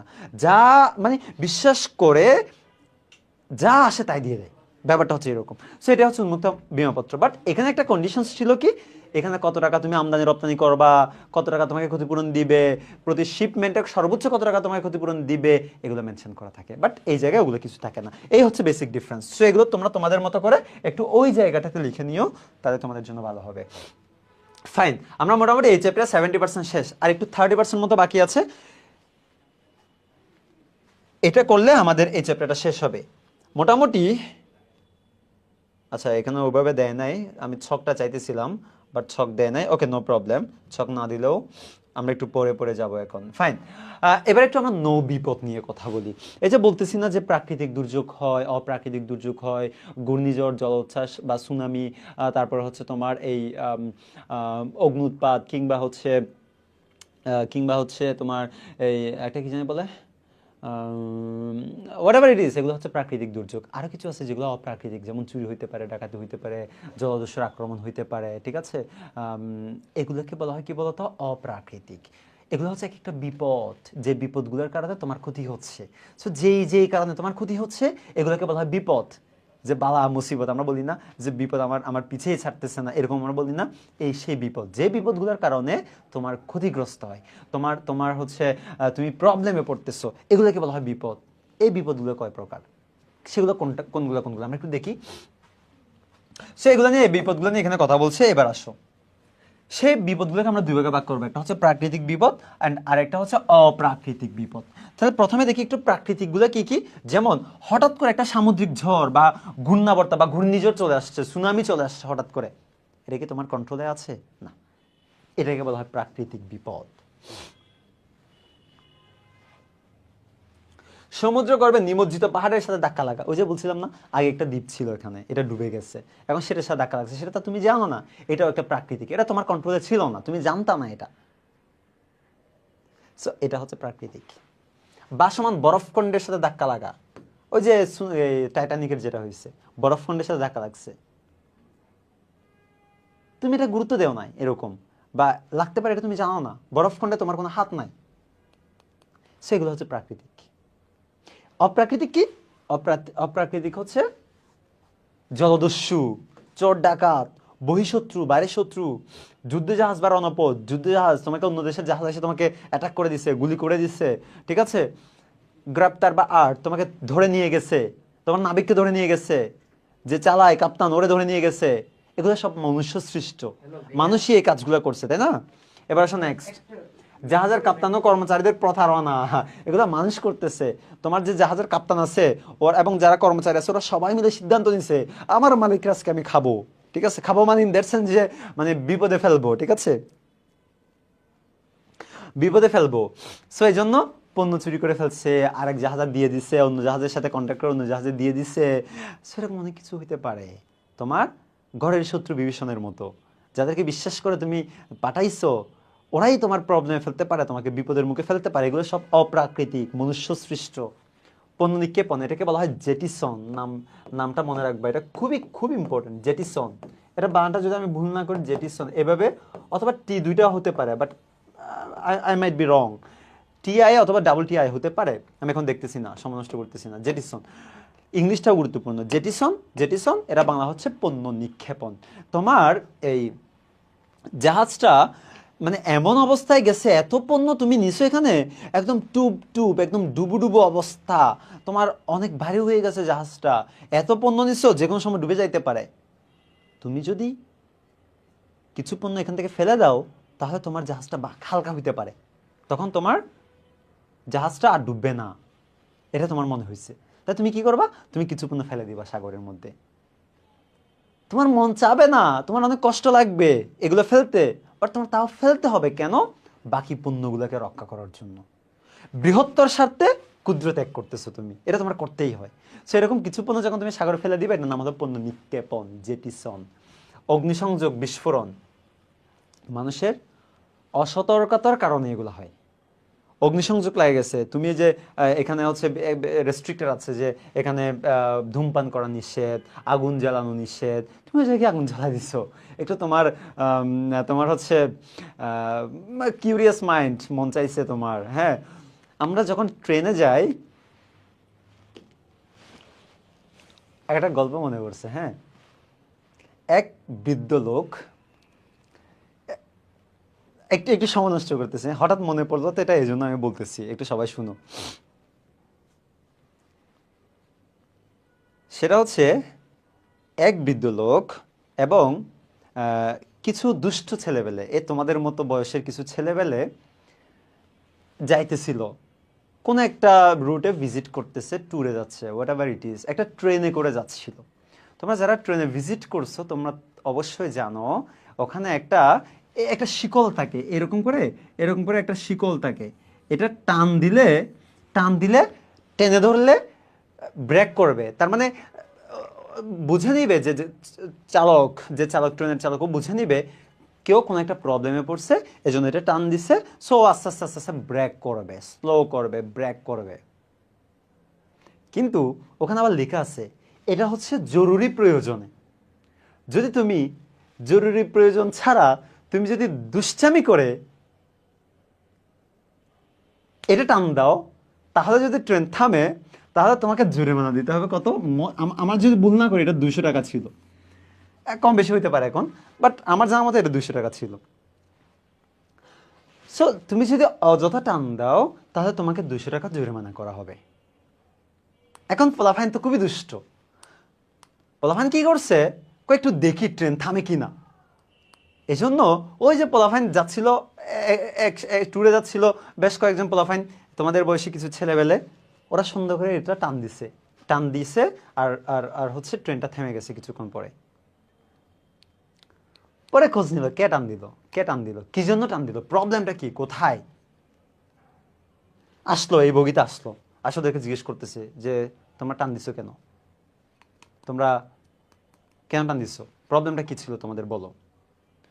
ওই ছেলেবেলারা বলতেছে যে স্যার আমরা টান দিই নাই, টান দিছে ওই বৃদ্ধ লোকটা, যে বৃদ্ধ লোকটা, ওই যে একজন বৃদ্ধ লোক ছিল, সাথে আরো কিছু লোক ছিল, ওই বৃদ্ধ লোকটা টান দিছে। ও মনে হয় কোনো প্রবলেমে পড়ছে, এই জন্য টান দিছিল। কেন ওরা ওদিকে পাস করা দিছে? কারণ ওরা তো অযথাই টান দিছে, ওদের আবার এখন টাকা দিতে হবে, জরিমানা করা হবে, অথবা শাস্তি পেতে হবে। এটা থেকে বাঁচার জন্য ওরা ওই বৃদ্ধ লোকটার দিকে ঠেলে দিছে। ওরা সবাই মিলে যদি বলে না না না ওই বৃদ্ধ লোকটাই ঠেলে দিছে বা টান দিছে, আমরা দিই নাই, তাইলে ওই বৃদ্ধ লোকটা তো আর এতগুলা লোকের সামনে তো আর কিছু বললেও সে টিটি আর বিশ্বাস করবে না, সে ট্রেন চালক তো আর বিশ্বাস করবে না, এই জন্য ওর দিকে ঠেলে দিছে। ওই বৃদ্ধ লোক আর কি করবে? এখন এতগুলো লোক বলতেছে আমরা তার বিশ্বাসই করতো না, ওই বৃদ্ধ লোকও বলতেছে হ্যাঁ আমি টান দিছি, যদিও টান দেয় নাই। ও বলতেছে হ্যাঁ স্যার আমি টান দিছি। কেন জানেন? কারণ এই সব ছেলেরা মিলে আমাকে মারার জন্য উদ্যত হয়েছে, আমাকে ছুরি দেখাইছে, আমাকে ভয় দেখাইছে, আমি বিপদে পড়ছি, এই জন্য আমি এটা টান দিছিলাম। এখন তো পড়ে গেছে ওরা সবাই ঝামেলার মধ্যে, এখন ওদের সবাইকে ধরছে, ধরে সুন্দর করে ওদেরকে নিয়ে গেছে। মানে উপস্থিত যে বুদ্ধিটা, সেটাও একটা ব্যাপার এখানে। আরেকটা বিষয়, কোন জায়গা থেকে আমরা যাইতেছিলাম? তোমার যে প্রবলেম, পার্সোনাল প্রবলেম, অথবা হচ্ছে তোমার যে সচেতনতা, এটা নিয়ে মেবি বলতে চাইতেছিলাম, অথবা দুষ্টামিটাও বলতেছিলাম। সেটা তোমরা যে কোনো একটা লার্নিং হিসেবে ধরে নিতে পারো। সেগুলো করা যাবে না। Be honest at all scenarios, যে কোনো সিচুয়েশনে, যে কোনো মুহূর্তে। তুমি নাহলে 200 টাকা দিলা, তুমি বললা যে আমি এই জন্য করছি, এটা করছি। সো জেডিসনের কথা আমি বলতেছিলাম, তোমার কিছু পণ্য ফেলে দিতে হবে, ছোট স্বার্থ বৃহত্তর স্বার্থে ছোট কিছু স্বার্থ তোমার ত্যাগ করতে হবে। আরো একটা মেবি কোনো একটা কারণে বলতেছিলাম, আমি মেবি ভুলে গেছি। ওকে, সো ভালো ছিল। এবার আসো নেক্সট ওয়ান। হরতাল, এগুলো সবগুলো মনুষ্য সৃষ্ট। ধর্মঘট, এগুলো আমরা আগে বেশি দেখতাম, অনেক বেশি দেখতাম। দাঙ্গা হাঙ্গামা, মারামারি, ব্রাহ্মণবাড়িতে এখনো হয়, তাই না? বর্ষা নিক্ষেপ হয় না, একজন আরেকজনকে মারে দিছে, ঠিক আছে? মানে তুচ্ছ কারণে, ছোট ছোট কারণে যে বড় যে ঝগড়া হয়ে যায়, বড় যে অবস্থা ক্রিয়েট হয়ে যায়, দাঙ্গা হাঙ্গামা, এগুলো সবগুলো হচ্ছে মনুষ্য সৃষ্টি। এগুলোর কারণে তোমার পণ্যের ক্ষতিগ্রস্ত হতে পারে। এগুলো সবগুলো হচ্ছে অপ্রাকৃতিক, নট প্রাকৃতিক। ওকে, নুসরাত ইমান, নেহেলে পে তেহলা মানে কি রে ভাই? আমি হিন্দি বুঝি না কিছু। এবার আসো নেক্সট ওয়ান। এই যে বিপদগুলো যে হচ্ছে, এই বিপদগুলোর কারণে তোমার ক্ষতি হবে না? তোমার জাহাজের ক্ষতি হতে পারে, জাহাজের পণ্যের ক্ষতি হতে পারে, মাসুলের ভাড়ার ক্ষতি হতে পারে। এগুলোকে বলা হয় সামুদ্রিক ক্ষতি। ভাইয়া কি বলা হয়? সামুদ্রিক ক্ষতি বলা হয় এগুলোকে। এই সামুদ্রিক ক্ষতিকে কয়েকটা ভাগে ভাগ করা হয়। সামুদ্রিক ক্ষতিকে কয়েকটা ভাগে ভাগ করা হয়। কয় ভাগে ভাগ করা হয়? সামুদ্রিক ক্ষতিকে প্রথমে ভাগ করা হয় হচ্ছে 2 ভাগে। সামুদ্রিক ক্ষতি, এটাকে আমি একটা, এটা তোমার বইয়ে তোমাদের যদিও শখটা আছে, আমি জাস্ট একটু একে দেখাই, হ্যাঁ, নাহলে তোমরা পরে আবার বিশ্বাস করতে না। এখানে আমি এটা করি নাই, আমি জাস্ট তোমাকে একটু দেখাচ্ছি। প্রথম হলো সামুদ্রিক ক্ষতি। এই সামুদ্রিক ক্ষতিকে 2 ভাগে ভাগ করা হয়। নাম্বার ওয়ান ওয়ার্ড সামগ্রিক ক্ষতি, আর একটা হচ্ছে আংশিক ক্ষতি। কি বলতো? একটা হচ্ছে সামগ্রিক, একটা হচ্ছে সামগ্রিক ক্ষতি, আর একটা হচ্ছে আংশিক ক্ষতি। একটা সামগ্রিক, একটা আংশিক ক্ষতি। একটা সামগ্রিক ক্ষতি, একটা আংশিক ক্ষতি। এভাবে হলে তোমার পুরো সিনারিওটা তোমার মাথার মধ্যে বাসে, ঠিক আছে? এই জন্য আমি এটা করে দিচ্ছি।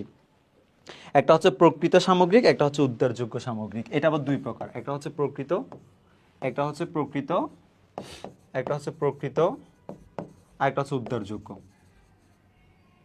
বাংলাটা কিরকম? I don't no, I might be রং, বাংলা ভুলে গেছি লিখতে না লিখতে। সো সামগ্রিক ক্ষতি 2টা হইতে পারে, একটা হচ্ছে প্রকৃত সামগ্রিক ক্ষতি, আর একটা হচ্ছে উদ্ধারযোগ্য সামগ্রিক ক্ষতি। আর এই আংশিক ক্ষতিকে বেশ কয়েকটা ভাগে ডিভাইড করা হয়েছে। একটা হচ্ছে বিশেষ আংশিক ক্ষতি, আর একটা হচ্ছে সাধারণ আংশিক ক্ষতি। একটা হচ্ছে বিশেষ, একটা হচ্ছে সাধারণ। একটা হচ্ছে বিশেষ আংশিক ক্ষতি, আর একটা হচ্ছে সাধারণ আংশিক ক্ষতি। তাহলে কয়টা পাইলাম? 2টা পাইলাম। এবার এটার মধ্যে আবার ক্লাসিফিকেশন আছে, এগুলো মোর ইম্পর্টেন্ট।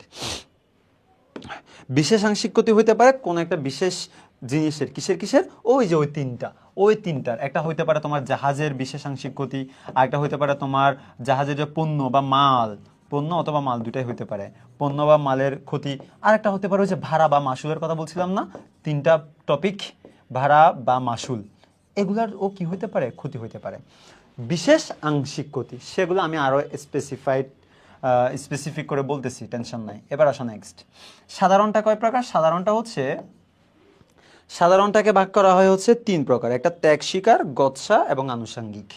ত্যাগ স্বীকার, একটা হচ্ছে ত্যাগ স্বীকার, এগুলো সবগুলো আমি সুন্দর করে তোমাকে বুঝিয়ে দিব, তুমি ভয় পাওয়ার কোনো দরকার নাই। ত্যাগ স্বীকার, একটা হচ্ছে গচ্ছা, একটা হচ্ছে গচ্ছা। তারপর আরেকটা হচ্ছে কি বলতো, আনুষঙ্গিক খরচ। আনুষঙ্গিক খরচ, আনুষঙ্গিক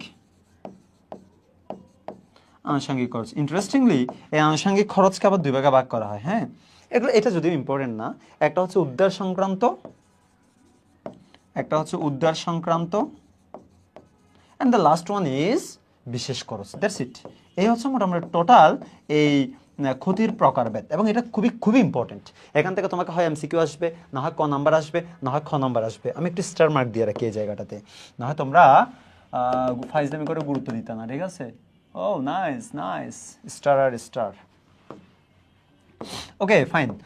সো এই ছিল আমাদের কি বলতো, এই ছিল আমাদের সামুদ্রিক ক্ষতির প্রকারভেদ, ঠিক আছে? স্ট্রাইক, হ্যাঁ স্ট্রাইককে এটাকে ধর্মঘট বলে আর কি। এগুলা তুমি একটু দেখে নিও গুগলের। আমি যেহেতু রাজনৈতিক বিশ্লেষক নয়, ঠিক আছে, অথবা এক্সপার্ট নয়, এজন্য এগুলার অবভিয়াসলি কিছু পার্থক্য আছে, হরতাল, ধর্মঘট, হ্যাঁ, এগুলোতে কিছু সূক্ষ্ম সূক্ষ্ম পার্থক্য আছে, এগুলো একটু তোমরা দেখে নিও, ঠিক আছে? ওকে, সো দ্য নেক্সট ওয়ান। ওয়াশরুমের কয়জন ঢুকবে ভাই? ওরা ছিল 10 জন, 15 জন, একটা টিম ছিল। ফাইজলামি কি এমনি এমনি করে 1 2 জন 3 জন 5 জন থাকলে ফাইজলামি আসে না। যত মানুষ বেশি তত ফাইজলামি করতে ইচ্ছে করে বেশি, কারণ সাহস থাকে, মনোবল থাকে। তারপরে হচ্ছে তোমার কুবুদ্ধিবর করে, মানে এক এক মানুষের বন্ধু বান্ধব থাকলে তার কথাই নাই। কোনো ভালো কাজ এখানে হয় না, কিছু খুব কমই হয়। বন্ধু বান্ধব বেশি থাকা মানে উল্টাপাল্টা এগুলোই হয়, বুঝছো?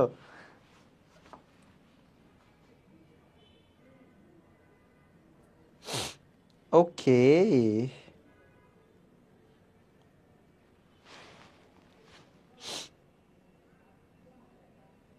আচ্ছা, সো আমরা আর সময় নষ্ট করবো না, আমরা নেক্সট চলে যাব আবার।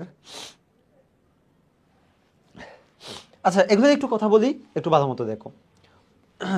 সামুদ্রিক ক্ষতি মানে যে ক্ষতি হয় সমুদ্রে, যে ক্ষতি হয় জাহাজের পণ্যের, কিংবা হচ্ছে তোমার এই ভাড়া মাসুলের, এগুলো যে ক্ষতি হয় সেটা হচ্ছে সামুদ্রিক ক্ষতি। দুই প্রকার, একটা সামগ্রিক, একটা হচ্ছে আংশিক। সামগ্রিক মানে কি, তোমার সব কিছুই ক্ষতি হয়ে যাবে, পুরোটাই তোমার ক্ষতি হয়ে যাবে। আর আংশিক মানে কি, কিছু কিছু ক্ষতি হবে, পুরোটা না, কিছু ক্ষতি হবে আর বাকিগুলো স্টক রয়ে যাবে। সামগ্রিক ক্ষতি মানে পুরো যে ক্ষতি, সব ক্ষতি, তোমার পুরো জাহাজে ডুবে গেছে, সব পণ্যই তোমার ডুবে গেছে, সব পণ্যই পানির মধ্যে গেছে, এটাই হচ্ছে কি সামগ্রিক ক্ষতি। এটা আবার দুই প্রকার, একটা হচ্ছে প্রকৃত, একটা হচ্ছে উদ্ধারযোগ্য। যেমন প্রকৃত সামগ্রিক ক্ষতি মানে কি, এখানে তুমি আর কিছু উদ্ধার করতে পারবা না, কোনো সুযোগ নাই। যেমন তুমি আমার ওই বাঁশখালী, আমার বাড়ি হচ্ছে বাঁশখালী, চিটাগাংয়ের বাঁশখালী। বাঁশখালীতে অনেক লবণ চাষ হয়। তুমি ওই নৌপথে কুতুবদিয়া দিয়ে, ওই বাঁশখালী দিয়ে, ওই বঙ্গোপসাগর দিয়ে, তুমি ওই সাঙ্গু নদী হয়ে, ঠিক আছে, ওই ওই রোড দিয়ে হচ্ছে তুমি শহরে আনবা, চিটাগাং শহরে কিংবা ঢাকাতে নিয়ে আসবা। এই যে এটা কি বলে, এই সদরঘাটে তুমি নিয়ে আসবা ঢাকাতে। এখন আনার পথে লবণ নিয়ে আসবা, আনার পথে তোমার কোনো না কোনো অ্যাক্সিডেন্ট হয়েছে, জাহাজ ডুবে গেছে, তাহলে বলো লবণ কি একটাও অক্ষত থাকবে? সেটা মিশে যাবে না সমুদ্রের পানির সাথে? তাই তো, এটাকে বলা হয় প্রকৃত সামগ্রিক ক্ষতি। এখানে তুমি আর কিছু খুঁজে পাবা না।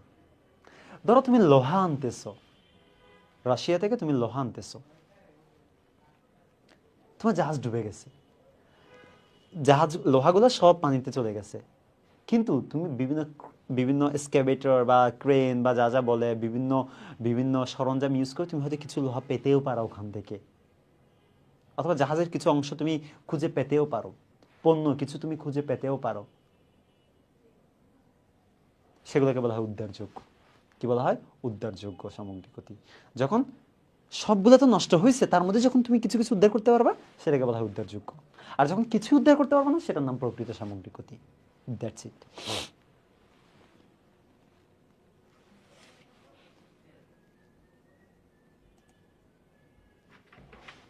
এবার আসুন নেক্সট ওয়ান। নেক্সট ওয়ান হচ্ছে আংশিক। নেক্সট ওয়ানটা কি বলতো, আংশিক। আংশিক মানে কি, তোমার পুরো ক্ষতি হবে না, কিছু কিছু ক্ষতি হবে, অল্প কিছু ক্ষতি হবে। কিসে কেমন কেমন হইতে পারে? বিশেষ। বিশেষ মানে ধরো তোমার হয় জাহাজের কিছু ক্ষতি হইতে পারে, জাহাজের একটা পার্ট হচ্ছে তোমার নষ্ট হয়ে গেল, ধাক্কা লাগছে, একটা পার্ট হচ্ছে ভেঙে গেছে, এমন হইতে পারে। ঠিক আছে, তারপর পণ্য, তোমার হচ্ছে কিছু পণ্য নষ্ট হয়ে গেছে, এমনও হইতে পারে। ভাড়া, তোমার সব ভাড়া, সব মাসুল নষ্ট হচ্ছে, ব্যাপারটা এমন না।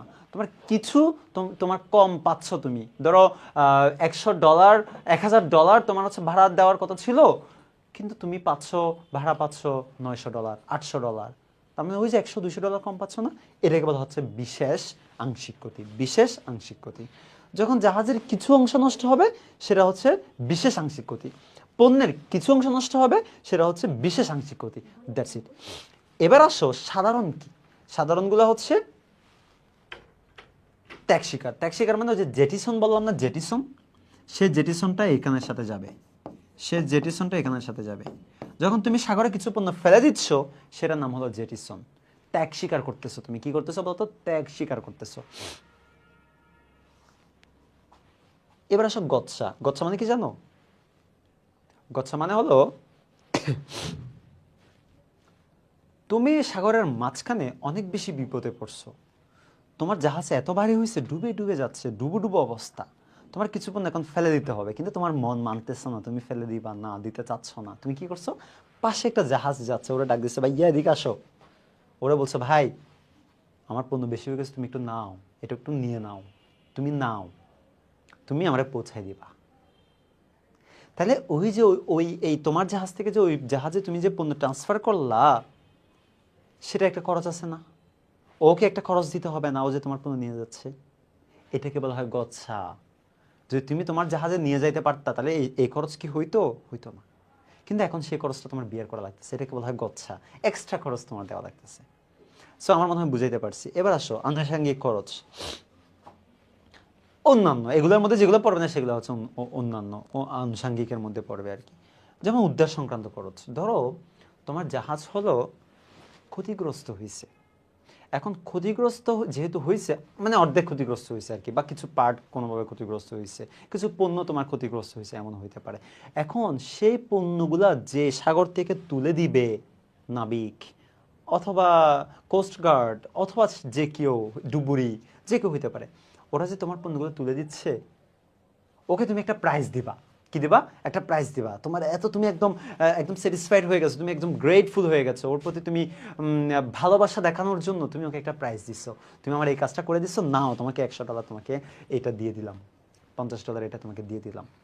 এটাই হচ্ছে তোমার উদ্ধার সংক্রান্ত একটা আনুষঙ্গিক খরচ, যেটা তুমি না দিলেও পারতা, বাট তুমি দিছো খুশি হয়ে, এটাও একটা খরচ তোমার। লাস্ট ওয়ান, বিশেষ খরচটা কি? এটা আমি ভুলে গেছি, একটু দেখি।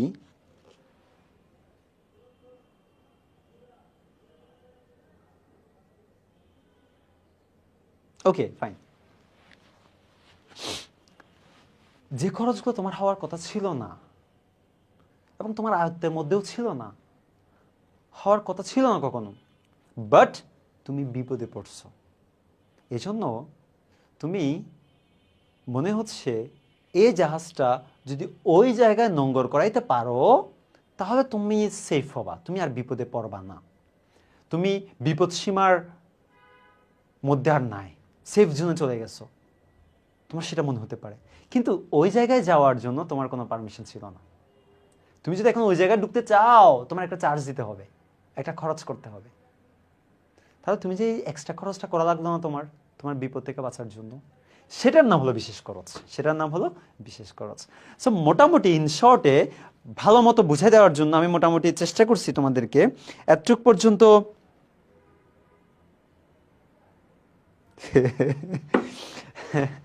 এই মাযহাবিন নূরিন, তোমার থেকে ইনোসেন্ট ফেস বানানোর পদ্ধতি শিখতে হবে, দাঁড়াও। ওকে আচ্ছা, তোমরা সবাই একটু বুঝতে পারছো কিনা আমাকে একটু বলো ভাই, একটু তাড়াতাড়ি বলো। একটু বুঝতে পারছো মানে তোমার 90 মানে 100% কমপ্লিট, এই চ্যাপ্টার কমপ্লিট, আর কিছু নাই, বিলিভ ইট অর নট, আর কিছু নাই। বুঝছো কিনা একটু কমেন্টস করে বলো, আর আমি এদিকে আগাচ্ছি। যেমন সামগ্রিক ক্ষতি, প্রকৃত সামগ্রিক ক্ষতি কি বলছি, উদ্ধারযোগ্য সামগ্রিক ক্ষতি কি এটাও বলছি, তারপর হচ্ছে বিশেষ আংশিক ক্ষতি কোনটা কোনটা, এই যে জাহাজের মালের এবং মাসুলের, সবগুলা বলছি। তারপরে আসো সাধারণ আংশিক ক্ষতি কয় প্রকার, সাধারণ আংশিক ক্ষতির মধ্যে যে ত্যাগ স্বীকার, গচ্ছা, আনুষঙ্গিক খরচ, এগুলো নিয়ে কথা বলছি। তারপর হচ্ছে এই যে জেটিসন, জেটিসন নিয়ে একটু সুন্দর করে এখানে বলা আছে, মনের মাধুরী মিশিয়ে একটু পড়ে ফেলিও। That's it. এবার আমাদের কয়েকটা সিকিউ আমরা প্র্যাকটিস করি। হ্যাঁ, জাস্ট পড়ে পড়ে চলে যাব, খুব বেশি সময় নষ্ট করব না।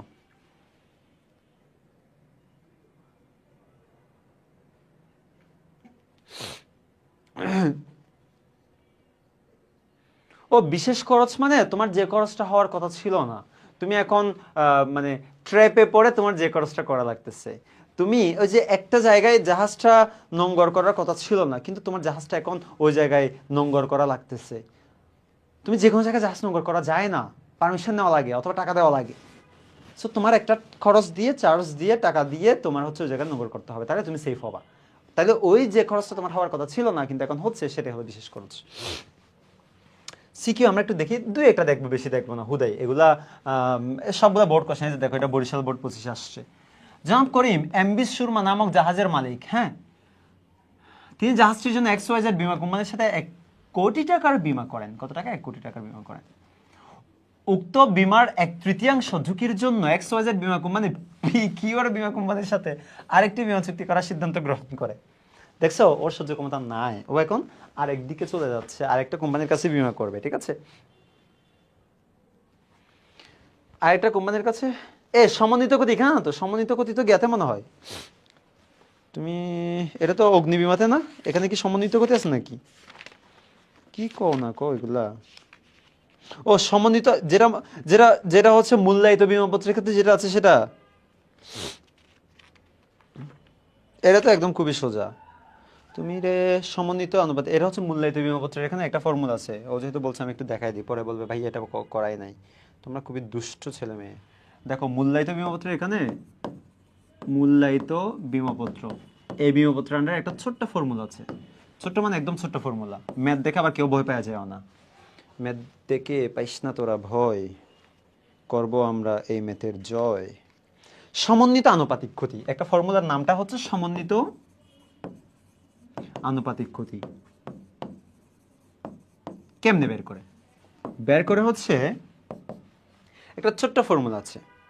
তোমার একটা একটা সম্পত্তি আছে, একটা সম্পত্তি আছে, যে সম্পত্তিটার দাম হলো 1 কোটি টাকা। কত টাকা? 1 কোটি টাকা। যে সম্পত্তিটা বর্তমানে বাজারের মধ্যে সেল হচ্ছে 90 লাখ টাকায়। কয় টাকায়? তাহলে এটার নাম কি? বাজার মূল্য। এটা তোমার ক্রয় মূল্য ছিল অথবা ঐতিহাসিক মূল্যটা, কিন্তু তোমার বাজার মূল্য কোনটা? 90 লাখ। বাজারে বর্তমানে সেল হচ্ছে, কিন্তু তুমি বীমা করছো 80 লাখ টাকার। কত টাকার? 80 লাখ টাকার। ভালো মতো বুঝো, এই 1 কোটি টাকা হচ্ছে তোমার এই সম্পত্তির মূল্য ছিল, কিন্তু মার্কেটে সেটা সেল হচ্ছে 90 লাখ টাকা দিয়ে, কিন্তু তুমি বীমা করছো 80 লাখ টাকার। মনে রাখবা, কখন ওই 90 লাখ টাকার বেশি তুমি বীমা করতে পারবা না, এটার মতে। তুমি 80 লাখ টাকার বীমা করছো, আমি একটু কমে ধরলাম, কিন্তু তোমার ক্ষতি হয়েছে ভাইয়া, ক্ষতি হয়েছে তোমার 50 লাখ। কত লাখ? 50 লাখ। এখন কথা হচ্ছে তোমাকে কত ক্ষতিপূরণ দিবে। এই মূল্যায়িত বীমাপত্রের আন্ডারে তুমি ক্ষতিপূরণ পাবা কত টাকার একটু দেখো। প্রথমে উপরে হবে হচ্ছে বীমাকৃত মূল্য। কি হবে বলো তো? বীমাকৃত মূল্য। এখানে আমরা আরো দুই একটা ফর্মুলা শিখবো। এখানে একটা শিখলাম না, সামনে আর একটা বা দুইটা ফর্মুলা শিখবো, গোলাই ফেলো না। এটা হচ্ছে নো বীমার ক্ষেত্রে মূল্যায়িত বীমাপত্রের আন্ডারে সমন্বিত আনুপাতিক ক্ষতি বের করতেছো তুমি। তাহলে উপরে কি হবে? বীমাকৃত মূল্য। কোনটা বীমাকৃত মূল্য? এই যে 80 লাখ হলো বীমাকৃত মূল্য। নিচে ডিভাইডেড বাই বাজার মূল্য। ডিভাইডেড বাই কি? বাজার মূল্য। তাহলে বাজার মূল্য কত? বাজার মূল্য হচ্ছে এখন বর্তমানে চলতেছে 90 লাখ। তাহলে উপরে হবে 80 লাখ, নিচে হবে 90 লাখ। ভাই এখানে শেষ না, একটা পিচ্ছি একটা জিনিস আছে, সেটার নাম হলো ক্ষতির পরিমাণ। কত টাকা ক্ষতি হয়েছে তোমার অ্যাকচুয়ালি, সেটা বসাতে হবে এখানে। অ্যাকচুয়ালি ক্ষতি হয়েছে তোমার কত? 50 লাখ।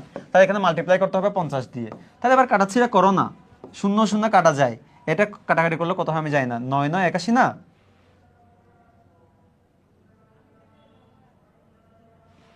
তাহলে তাইলে 9 9 81 হলে এখানে হচ্ছে 8.99 এটা বের কিছু একটা হবে। তাহলে 5 আর 40, 5 আমি 40 ধরি, আমি 40 ধরি, ধরো 40 লাখ টাকা। তাহলে তোমার 50 লাখ টাকা ক্ষতি হয়েছে ঠিকই, বাট সমন্বিত ক্ষতির আন্ডারে, আনুপাতিক ক্ষতির আন্ডারে তোমাকে ক্ষতিপূরণ দিবে 40 লাখ, বা ধরে নিলাম 45 লাখ, বা ধরে নিলাম 45 লাখ। এটাই হচ্ছে এটার ম্যাথ, নাথিং এলস। এখানে আর কিছু নাই। নোঙ্গর করা মানে ভিড়ানো, ওই জায়গায় গিয়ে থামা, এটাকে বলা হয় নোঙ্গর করা। এবার আসো নেক্সট ওয়ান।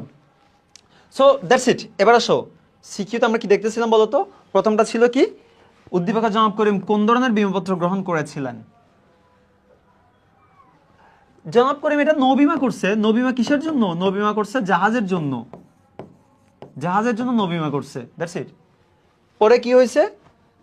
উদ্দীপক এক্সওয়াইজেড বীমা কোম্পানি কর্তৃক পরবর্তীতে গৃহীত সিদ্ধান্ত যুক্ত। হ্যাঁ, এটা অনেক, এটা কি, এটা আগে তোমাকে মেনশন করতে হবে, এটা একটা পুনঃবিমা।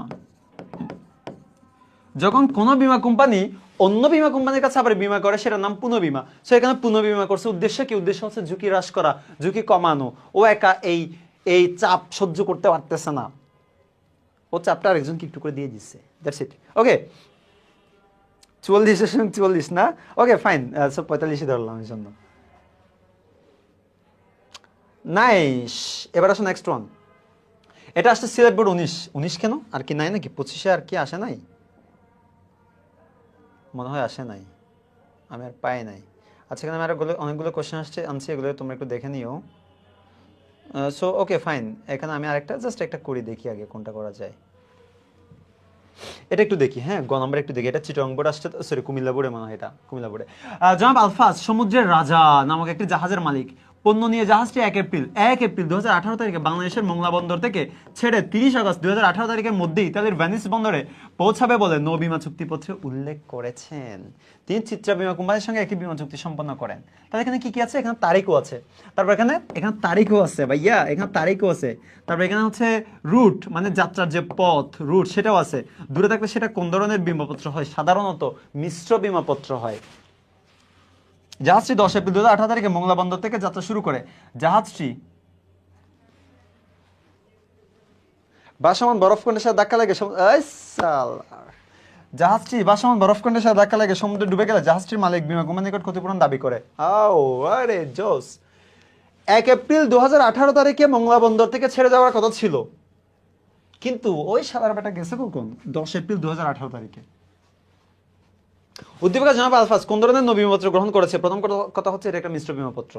বাট সেকেন্ড কোয়েশ্চেন হচ্ছে, উদ্দীপক লিখিত জাহাজ কোম্পানির মালিক জনাব আলফাজের ক্ষতিপূরণ দাবি যৌক্তিকতা না, এটা অযৌক্তিক। অযৌক্তিক কেন অযৌক্তিক? কারণ ও যত সময়ে যায় নাই, ও যত সময়ে ভ্রমণ করে নাই, ও কথা রাখে নাই, কথা দিয়ে কথা রাখে নাই। ও 10 এপ্রিল গেছে, কথা রাখে নাই। সো ফাইন, এ ছিল আমাদের সিকিউ। আরো 2-3টা আছে, এগুলো একটু তোমরা সলভ করে নিও, ভেরি সিম্পল। আমি আর সময় নষ্ট করতেছি না, যেহেতু আমাদের আরো একটা চ্যাপ্টার বাকি আছে। বাট কয়েকটা এমসিকিউ দেখা দিচ্ছি, বাকিগুলো আমি অ্যান্সার দিয়ে দিচ্ছি তোমাদেরকে, যেহেতু তোমাদের পরবর্তীতে প্রবলেম না হয়। ওকে, 1 মিনিট আমাকে একটু টাইম দাও, আমি একটু অ্যান্সারগুলো খুঁজে বের করি। এটা কি ছিল? নৌবিমা, রাইট? প্রথমটা ছিল নৌবিমা। অগ্নিবীমা একদম সিম্পল, ভয় পাওয়ার কোনো দরকার নেই। অগ্নিবীমা একদম ভেরি সিম্পল, নতুনত্ব খুব বেশি কিছু নাই। ভয় পাইও না হে মাঝি, আছি তোমার সাথে আমি। কই মিস্টার সদাগর? না, মিস্টার সদাগর আমদানি ব্যবসায় করেন, রপ্তানিকারক জাহাজে পণ্য পাঠিয়ে চালানের সাথে বিমা খরচ অন্তর্ভুক্ত করেন এবং মিস্টার সদাগর বরাবর পাঠিয়ে দেন। রপ্তানিকারক সংগৃহীত বিমার বিষয়বস্তু কোনটি? রপ্তানিকারক কর্তৃক সংগৃহীত বিমার বিষয়বস্তু কোনটি? আমদানি ব্যবসায় করেন, রপ্তানি জাহাজে পণ্য পাঠিয়ে, এই যে পণ্য কি দিছে? পণ্য, সেটা হচ্ছে পণ্য বিমা। এবং এটা বিমা করছে কিসের জন্য? বিমা করছে পণ্যের জন্য বিমা করছে, যেন ওর টাকাটা পায় পরবর্তীতে যদি কোনো প্রবলেম হয়, যেন রপ্তানিকারক সে টাকাটা পায়, এই জন্য পণ্য বিমা করছে। তারপর এটা কি ছিল? মিস্টার সওদাগর আমদানি ব্যবসার, ও এটা সেম কোশ্চেন না, রিপিট হয়ে গেছে, লাগবে না। নেক্সট ওয়ান, নিচের কোনটির মাধ্যমে বিমা ব্যবসার উদ্ভব হয়েছে? ডেফিনেটলি নৌবিমা, প্রথমে নৌবিমা আসছে, তারপরে বাকি সব হাবিজাবি বিমা আসছে। সবচাইতে পুরাতন বিমা বললেও কোনটা বলবা? সবচাইতে, এটা রাজশাহী বোর্ড 2025-এ আসছে, ঠিক আছে? আগেরটা আসছে কোথায়? বরিশাল বোর্ড 25। দেখছো কোনভাবে সেম কোশ্চেন একটু ডিফারেন্ট ওয়েতে আসছে। অনেকে বলে যে কেন বোর্ড কোশ্চেন সলভ করবো, এই জন্য তোমার এক্স্যাক্টলি সেম কোশ্চেনটা হয়তো আসবে না, কিন্তু প্যাটার্নটা তুমি পাবা, টাইপের কোশ্চেন তুমি পাবা, এই জন্য বোর্ড কোশ্চেন সলভ করতে হয়। ওকে, সো নেক্সট, সো নৌবিমা পেলাম, তারপরে হচ্ছে পুরাতন বিমা, এটাও হচ্ছে ডেফিনেটলি নৌবিমা পেলাম। তারপরে হচ্ছে আরেকটা কোয়েশ্চেন দেখি, সিলেট বোর্ড পড়ছে কোন বিমা বৈদেশিক বাণিজ্য উন্নয়নে বিশেষ সহায়তা দেয়? ডেফিনেটলি এটাও নৌবিমা হবে। তারপরে হচ্ছে কোনটা? লন্ডনে এক ব্যক্তির একটি, আচ্ছা এগুলো আমি অ্যান্সার দিয়ে দিই, তোমরা বাসায় বসে বসে দেখবা। এটা লন্ডনেরটা হচ্ছে এডওয়ার্ড লয়েড। ও এডওয়ার্ড লয়েড, এডওয়ার্ড লয়েড জনক। জেডিসন শব্দটি জড়িত কোন বিমার সাথে? জেডিসন একটু আগে পড়ে আসছি না, এটা বাংলাটা কি? পণ্য নিক্ষেপণ। এটা বাংলাটা কি ছিল? পণ্য নিক্ষেপণ, মানে পণ্য ফেলে দেওয়া। এটা হচ্ছে নৌ-বিমার ক্ষেত্রে প্রযোজ্য ডেফিনেটলি।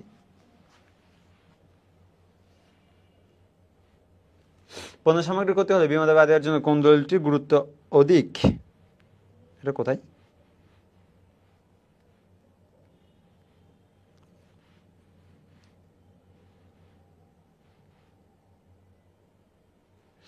পণ্য সামগ্রীর ক্ষতি হলে এটা কি উঠাই নাই নাকি? 1 মিনিট একটু টাইম দাও আমাকে।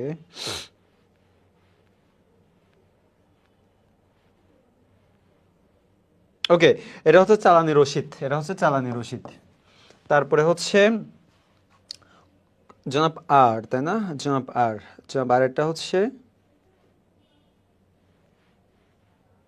বিমা দাবি প্রত্যাখ্যান করা। বিমা দাবি কারণ কি সেটা তোমরা দেখলেই বুঝবা। সামুদ্রিক ক্ষতি, সামুদ্রিক ক্ষতি হচ্ছে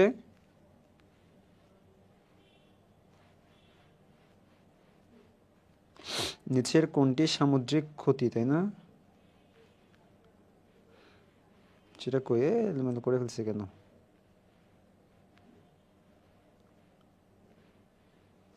গচ্ছা, গচ্ছা আমরা পড়ে আসছি। তারপর হচ্ছে কোনটি নৌ বিপদ? পণ্য নিক্ষেপণ, জেটিসন।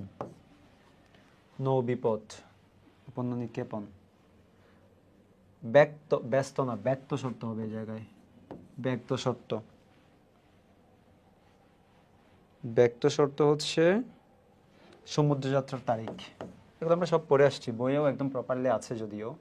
বাংলার দূত, এগুলো তোমাদের ভালোর জন্যই আমি হচ্ছে একটু অ্যান্সারটা দিয়ে দিচ্ছি, যেন তোমাদের পরবর্তীতে প্রবলেমে পড়তে না হয়, নিজে নিজে যেন বাসায় প্র্যাকটিস করতে পারো। I don't know whether you will practice it or not. Andaman shipping, ভাসমান, আন্দামান শিপিং হচ্ছে ভাসমান। তারপরে হচ্ছে মেমি, ভাসমান বিমাপত্র। মেমিটা হচ্ছে ভাসমান বিমাপত্র। এখানে যদি কোনো প্রবলেম থাকে আমাকে নক দিও, কোনো সমস্যা না, আমি অ্যান্সার দিয়ে দিব। সামুদ্রিক ক্ষতিকর প্রকার, আই হায়, প্রধানত দুই প্রকার, একটা হচ্ছে প্রকৃত, একটা হচ্ছে উদ্ধারযোগ্য, একটা হচ্ছে সামগ্রিক। সামগ্রিক আর একটা হচ্ছে একটা কি ছিল? সামগ্রিক আর হচ্ছে আংশিক। ফাইন, সামগ্রিক আর আংশিক ছিল। ফাইন, আর কিছু কি আছে? কোনটা প্রাকৃতিক বিপদ? প্রাকৃতিক হচ্ছে সামুদ্রিক ঝড়, সামুদ্রিক ঝড় হচ্ছে প্রাকৃতিক বিপদ। তারপর আর কোনটা আছে? Anything left? কোনটা আমাদের বিমার উদ্ভব হয়েছে? অবভিয়াসলি নৌ বিমানের ক্ষেত্রে। তারপরে কোনটা হয়েছে? ও nice nice nice nice, thank you thank you thank you. যদিও একটু boring, but no other way. Okay, তোমরা অনেকে দেখে অ্যান্সারও দিয়ে দিয়েছো, ভেরি গুড। আর দেওয়া লাগবে না। কারো কোনো কোয়েশ্চেন থাকলে এই এমসিকিউগুলোতে আমাকে নক দিয়ে দিবা, আমি অ্যান্সার দিয়ে দিব, অথবা গ্রুপে পোস্ট করে দিবা, আমাকে মেনশন করে আর কি। অবভিয়াসলি মেনশন করে দিও, নাইলে আই উইল মিস। ওকে,